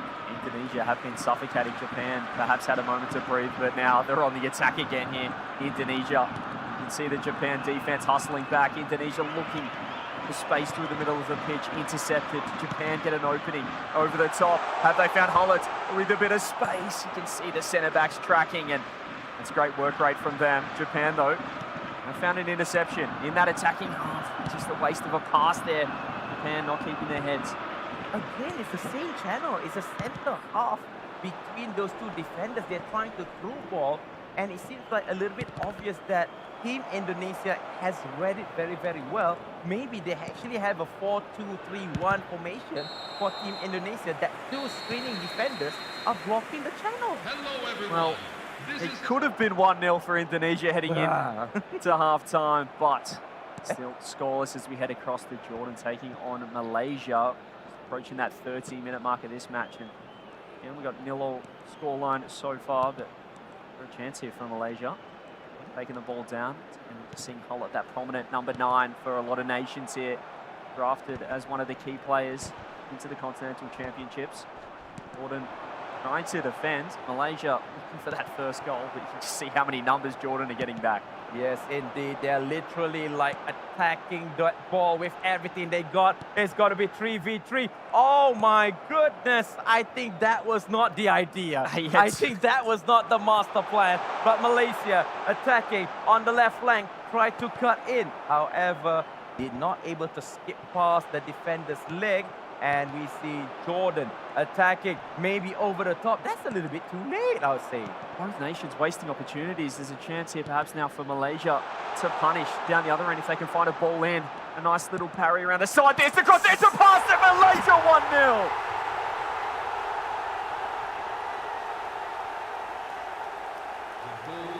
What a goal for Malaysia after Jordan had chances down the other end. Malaysia make the most of it. 37 minutes gone. They break the deadlock. They break Jordan's defense. Hullet finds the ball in. A great result as we head back here to Indonesia, Japan, and it's Japan 1-0. 46 minutes in. Let's see the replay. What happened in this battle? Japan takes one. As we can see from this replay, it's from a corner. Hurlit. How did that went in? That is so tight angle. See another look at this. Oh, Hullet. it took a deflection. No wonder from Hurlit. Now that makes sense. Questions of handball perhaps there from Hullet. Thought it was off his head, but as you said, the deflection fortunate for Japan. I'll take that every day of the week as the referee resets and we won't be a handball call. Forget about it. It's 1-0. It's on the scoreboard. And they'll be happy with that. Well, they take it as long as, remember, here's the thing that people need to realize, even in real life football. You play to whistle. As long Absolutely. as the whistle is not blown, whatever foul you see happen, you keep on playing. But in this format, we see Indonesia coming with full vengeance. One for an equalizer, cuts it in. Good defending by the centre back. No nonsense right there, only to give the ball away to the opposition. Got sandwiched again, two-man defending. As we can see, 52 minutes going over the top. And I think this time around, the goalkeeper will control it with full authority. Got Haaland down one end, Hullet down the other. Two phenomenal strikers. As Indonesia need to find a goal. Need that equaliser. 56 minutes gone now. And a couple of chances down the other end. We thought it was pretty much all Indonesia in that first half. Japan swung things around off that main break. Hullet. Does he get a chance on ball? Hullet! What a save! The top right looked open, but the door shut by the keeper. Yes, indeed. It was venomous. It was powerful. But it was well read and well saw by Schmeichel. It was a big man stretch, a flying save, and a tactical pause. I would say at this moment in time, a substitution, because I think we are entering the 60th minute. So both teams are going to sub out all of their tired legs. And however, this is going to be Thailand with Laos. Thailand. Now this is two rival countries on eFootball and also real life. As we can see, that is Laos in red. Try to hold the ball, try to hold possession. However, look at possession. Thailand has almost 60% compared to 40, and that is not a good daily of it. We mentioned coming in, Thailand have to get a win there against Laos, so that's a huge result so far, 1-0 up as we do head back to this Japan-Indonesia match. Japan still with that 1-0 lead. Ireland looking dangerous for Indonesia, but they haven't found the opening. You can see, just trying to stretch the defense. This Japanese attack. Nice little play, there's nice patience coming through. Little back heel as well. The pass in. Oh, was the one-on-one. I think the box is beautifully defended. There's Van Dijk with a huge clear. Yes, I agree. That was a good individual skill after roulette, after a ball roll passing, not just one, not just two, but three players. That is what you call close quarter dribble. Close quarter dribble, that sounds a little bit weird, but at its finest. So Thailand is now trying to defend. Laos tried to find options in the middle, could not go through. It's going to be a change of possession, like how we play ping pong. It's you have the ball, I have the ball. We change possession like it's no tomorrow. But with 3 minutes left on the clock, this could be it. Why did Hullit went forward? I'm not too sure what... The ball is not even there. He went into the goal. That's what we call miscommunication. Just a slight miscommunication there as Japan still with the 1-0 lead. 65 minutes in. We're hearing some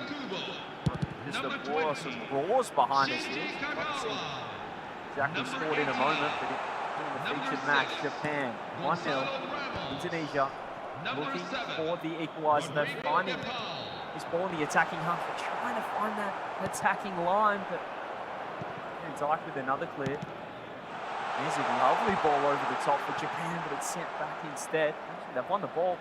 Interception. Indonesia looking quite lazy with their challenges. Yeah. They win the ball back there. I mean, not just lazy, but I would say almost borderline like dangerous, because your mistake can cause a goal, additional goal for Japan, because you're already trailing 1 goal. You have almost like 19 minutes left, and you better ante up and get that equalizing goal as soon as possible. But maybe again, it's all about the plan, the strategy, and here's the yellow card out of the blue moon, and it's going to be a free. This is getting to that point in the match where you do start thinking about the clock, and Japan, particularly for them, being 1-0 in the lead. Do they go more conservative? Do they play more of a defensive structure? Indonesia, we know how quickly they can score. They put 4 on the board against Malaysia. They have not troubled the keepers so far. 76 minutes gone now. 14 remain plus injury time. There's a great pass in. You can just see the Japanese defense. It was Van Dijk once again, just parrying and just shepherding the ball over for a goal kick. Yes, indeed. So it's now or never, because, well, from what we can see is that having 1 point is better than going back home with nothing. It's better than giving the opponent 3 points. So try to attack. Yes, easy said and done. People will say, oh, yeah, man, it's easy said and done. I know, but that is the reality of the game, because this tournament, bottom 2, you are out of the game, and Japan with a chance to go lobbing the ball, but the keeper was a little bit quick.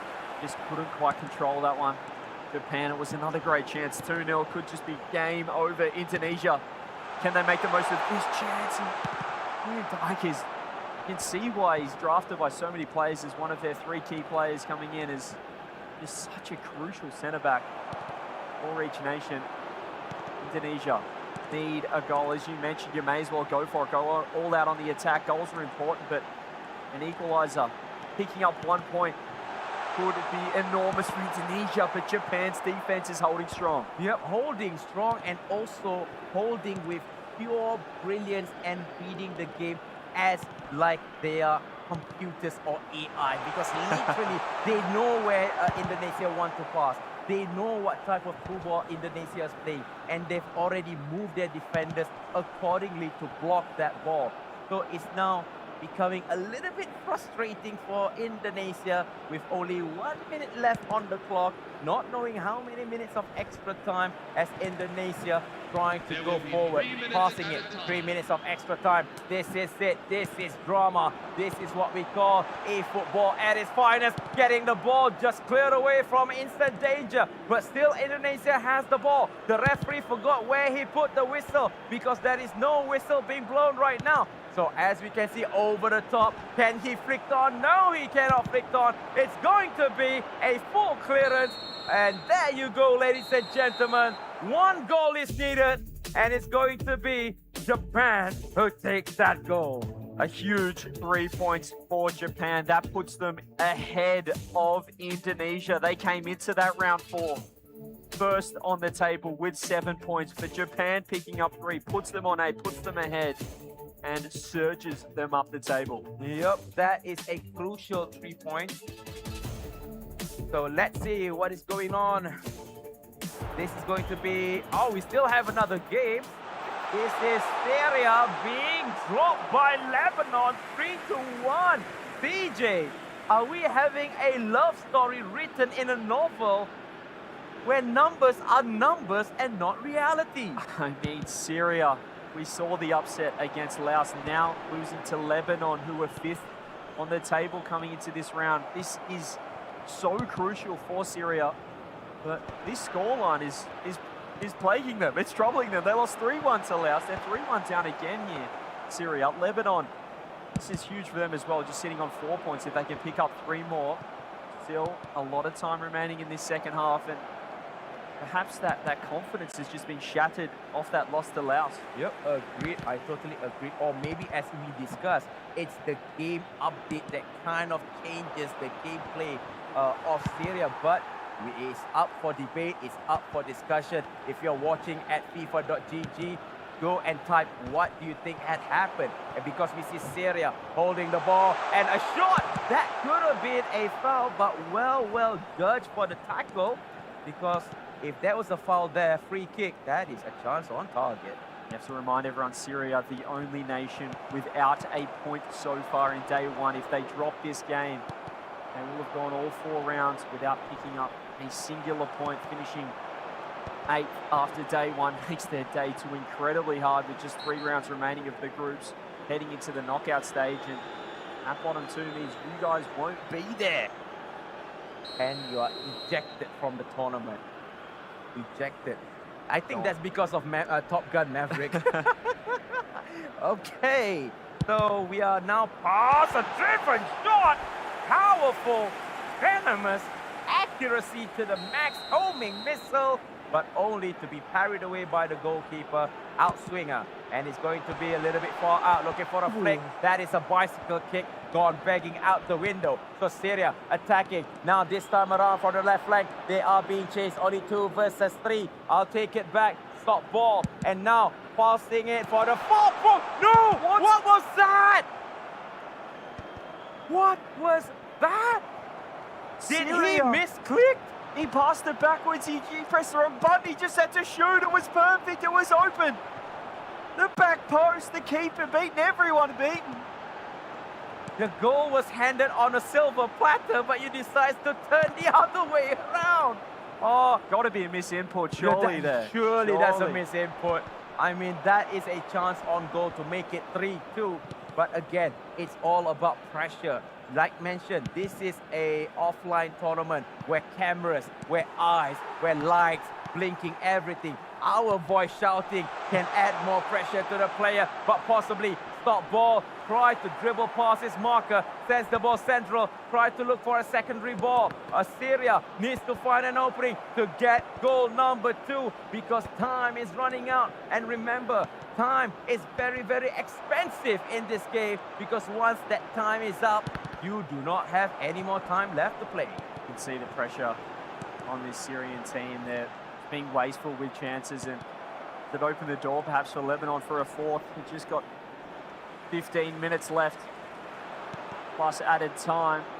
Syria should have scored, but it kind of summed up their day 1 so far at the Continental Championship. So they get one more chance, one last crack here. See the interception, Lebanon just hanging on, but 2 goals is a huge lead at this stage of the game. Yes, 2 goals. Let's see if they can decrease that deficit again. Trying the same route, which is try to pull defenders, try to stop the ball and let the defender sail past it, but it's not going to plan. But maybe this time around, Syria looking for option, crossing it in, looking for a secondary ball. Well cleared by Lebanon, as they have been controlling this game with only 9 minutes left on the clock. 9 minutes. It should have been 3-2, but that is not how the story is written. Going long, looking again for that secondary ball. Surely a short pass forward. Surely a through ball and offside. Gee, looked a little stiff there, that offside call. Syria, you can just see the frustration from them. They're going to adjust the tactics with 8 minutes left. Lebanon, a 2-goal lead. And a huge game once again for the standing. Syria dropped this. They are, well, it feels like a mile away from that top 6, even though it's just day 1. We've had 4 rounds, 3 remain tomorrow before we head to the knockouts. And Syria, they don't want to be heading home. How many points does Syria have out of 12? 0. Syria, 0 points. This would be 4 straight losses for them. Now that's going to be difficult trying to get 4, so tomorrow that's 3 games. Maximum of 9 points. Maximum of 9 points. You're looking at teams around that top 6 that are well, potentially already on 5 or 6 points. Number 13. That is not a good day in the office, but everything goes. This might be it. Try to add more goals to the tally. Try to pull defenders away. Try to spread out the defensive line. However, we see Lebanon are in full confidence. They are controlling the game with inch precision, without a shadow of a doubt. Everybody is subbing players out because it's time to sub, but is it enough time? With only 3 minutes on the clock, with 2 goals is deficit, 2 goals to find is a tall order to ask. And I must say, the Titanic did hit the iceberg and slowly sinking. from what I'm looking at the game right now. Yeah, it's too little too late now for Syria. And just 2 minutes at it. The referee's not going to help them either. Is there one last goal here for Lebanon? Is it going to be a fourth on the board? A fantastic round 4 match for them so far, and a fantastic result for Lebanon. This would put them on 7 points and put them up into that top 4 as well of the standings. As the clearance comes through from Syria, full time is called, a 3-1 win. And Lebanon will be incredibly happy with that result. Yes, indeed. As mentioned, they already got, 7 out of 12 points. Not a bad day. That is a good haul. And I would say they should be very proud. That's the coaches and the players. But however, it's just not a good day. But we believe in you, and tomorrow is going to be a new day. Re-strategize and hit again. Try to get that maximum 9 points. I mean, 10, but it's a bit difficult. You just see the pressure of the live stage here. Syria, #1 ranked out of Asia West coming in. Behind them were nations like Jordan and Lebanon, who are here now and are ahead of them in the standings. They're sitting 4th and 5th at the moment, so Syria need a big day too. But as we look at the highlights from round 4 to wrap up the matches, it was that Indonesia-Japan featured match coming through that, well, it looked all Indonesia heading into that first half break, but man, Japan just put the foot down. Well, the spirit of the samurai suddenly comes up alive, and that's the deflection that we thought. Fortunate deflection. That is very, very brutal. And this is going to be another goal, if I'm not mistaken. Good steal. Oh, this is the big man save, denying Erling Haaland. And I believe that, without realizing, ladies and gents, what a matchup for the 4 games that we have for console. Yeah, what a day one as well. As you said, it's outside of Syria. Uncle Sam, it is quite close with the remaining 7 teams. Even Thailand picking up 3 points was huge for them in that round 4. They came into that round on 1 point. They got their first win on the board. They move up to 4, which is absolutely huge. Yeah, a huge result for Thailand after beating Laos in the last match, putting them in the 6th spot. So definitely room for improvement tomorrow. So far, the most upset today was Syria, but still, there are 3 matches going to be played tomorrow. With 9 points maximum. Yep.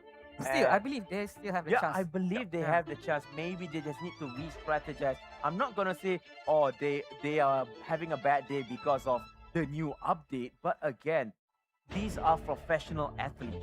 Yep. I mean, we all have become professional athletes before, so it is our responsibility. If there is a change in strategy, the coach is there, the players need to react and try to make the best of it. They're all playing the same version of the game at the end of the day, so as you said, it's who can adapt the quickest, and just a great result for the likes of Malaysia, who they lost 4-0 in round 3 against Indonesia. They bounced back in that last round, picked up 3 more points, and they finish day 4 on top of the tables. We'll have a look at all the results in a moment, but Malaysia, it's a great start for them, Uncle Sam. Yeah, it's a smile on every Malaysian face watching right now, seeing our team, Malaysia, top of the group with total 9 points, 3 wins, even though we have a very disappointing result against Indonesia. But we won 3 against Japan. Yeah.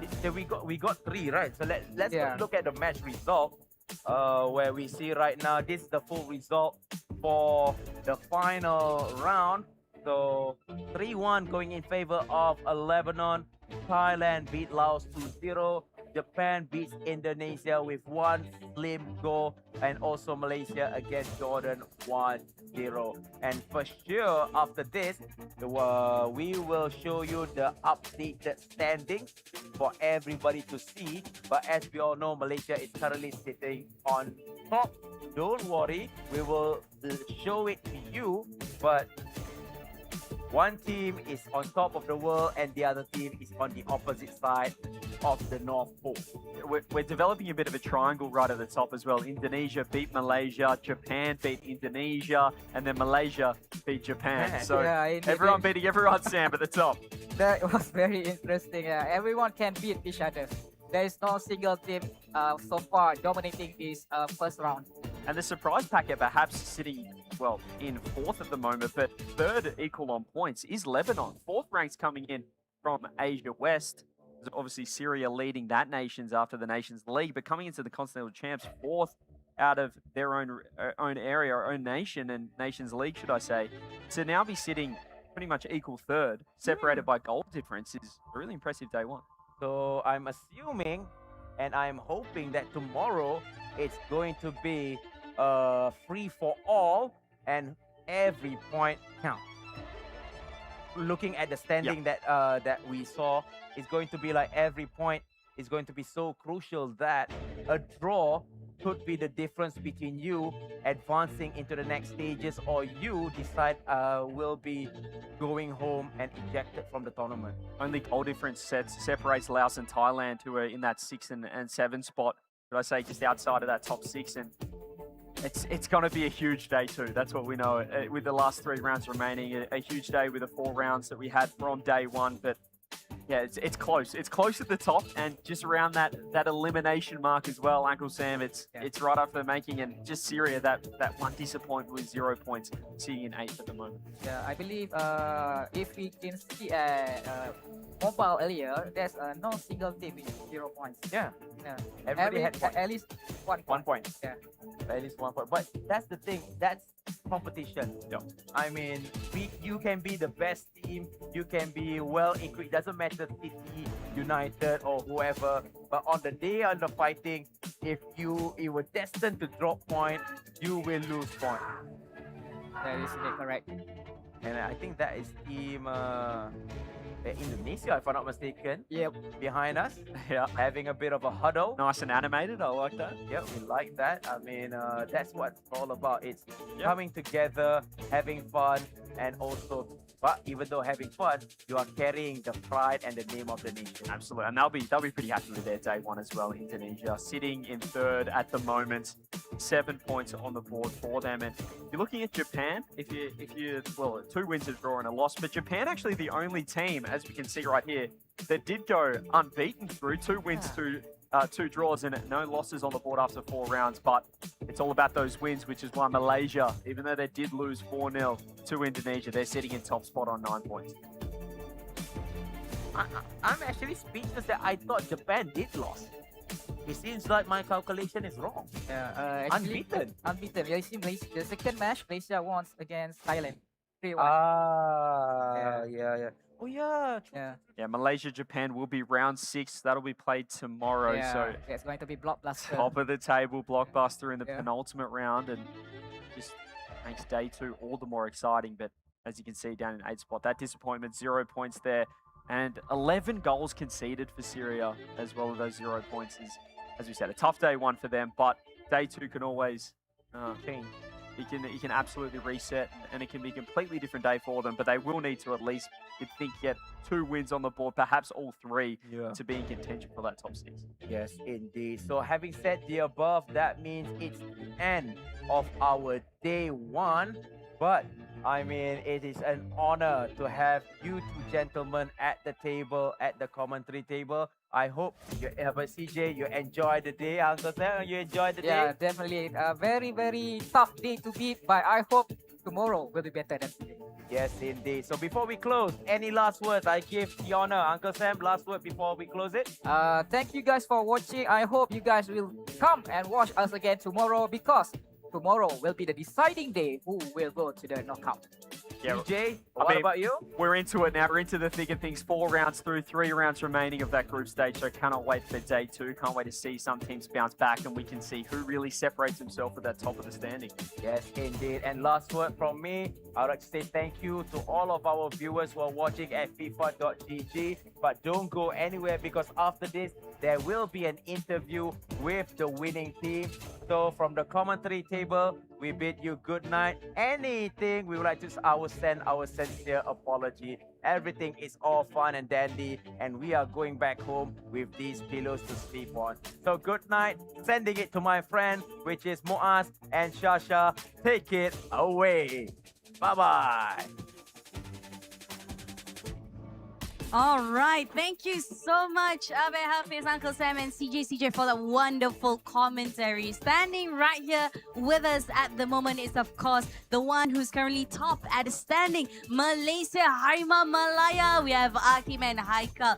All right. So, gentlemen, first question I wanted to ask you. You started strong. You fall back slightly at round 3, and then you came back at round 4. What happened actually? Cuba. Bagi saya semua game tu hard game lah dalam tournament ni. So kami ada buat kesilapan sikit percaturan masa lawan Indo.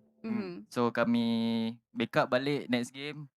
Kami cuba percaturan yang selalu kami main dan alhamdulillah 9 poin hari ni. Alhamdulillah.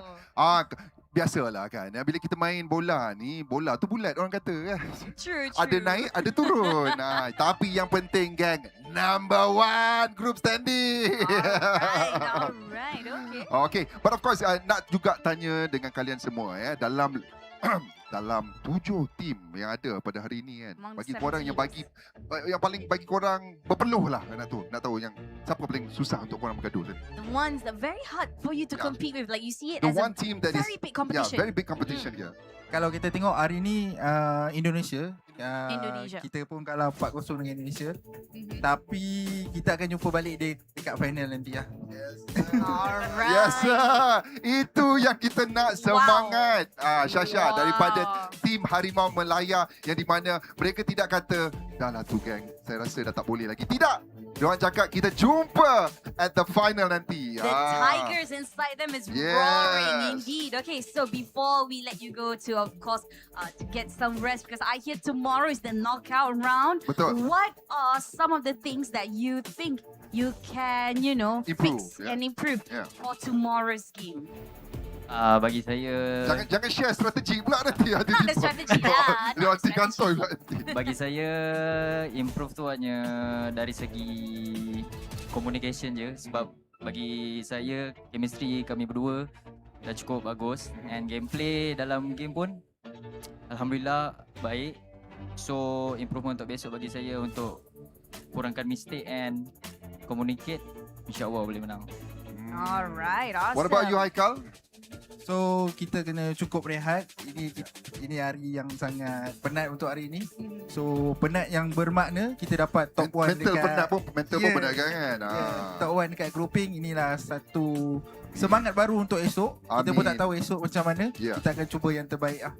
Okay, jadi lagi sekali tuan-tuan dan puan kepada semua yang menonton, ladies and gentlemen, to those who's currently watching right now, give yourself a huge round of applause again to Team Malaysia Harimau Malaya. Lagi sekali bersama dengan Akim as well with Haikal. Thank you so much. Thanks so much. Really appreciate it and congratulations guys. Alright, good luck for tomorrow. Peace. Alright, Muaz, Jangan macam-macam diorang ni macam-macam. I must say for today's round, right? Like, okay, I have to be honest with you. I don't really watch much of eFootball, but today's matches amongst all of the 8 nations have really got me so excited and looking forward to the knockout rounds tomorrow already. Like, I'm seeing a lot of plot twists. There were a lot of tactical adjustments. There were a lot of I mean, I love knockout rounds because it's like a sudden death. Right. You know, you need to try your utmost best with your team or else you're out. Right? Definitely. You want it to be at top 3 ranking at least. So exactly. at least go to the next round. But of course, it still remains to be seen. Our second day will be happening tomorrow, where me and Shasha will be right here at the FIFAe Continental Championship of 2026 by AFC. And certainly we are also excited to see you tomorrow. Let us know in the comments who you think will proceed in the knockout rounds together with Abe Hafiz, Muaz, and yours truly, Shasha Madu. We wish you a very good night, and I guess we'll see you tomorrow. All right, thank you guys so much. Have a blessed night, and I hope to see you guys tomorrow, same time, and of course for our second day right here at the FIFAe Continental Championship 2026 by AFC. Abe, do you have anything last thing to say? Kasih Gegar! Kasih Gegar! Thank you everybody. Have a good night. Good night. Bye!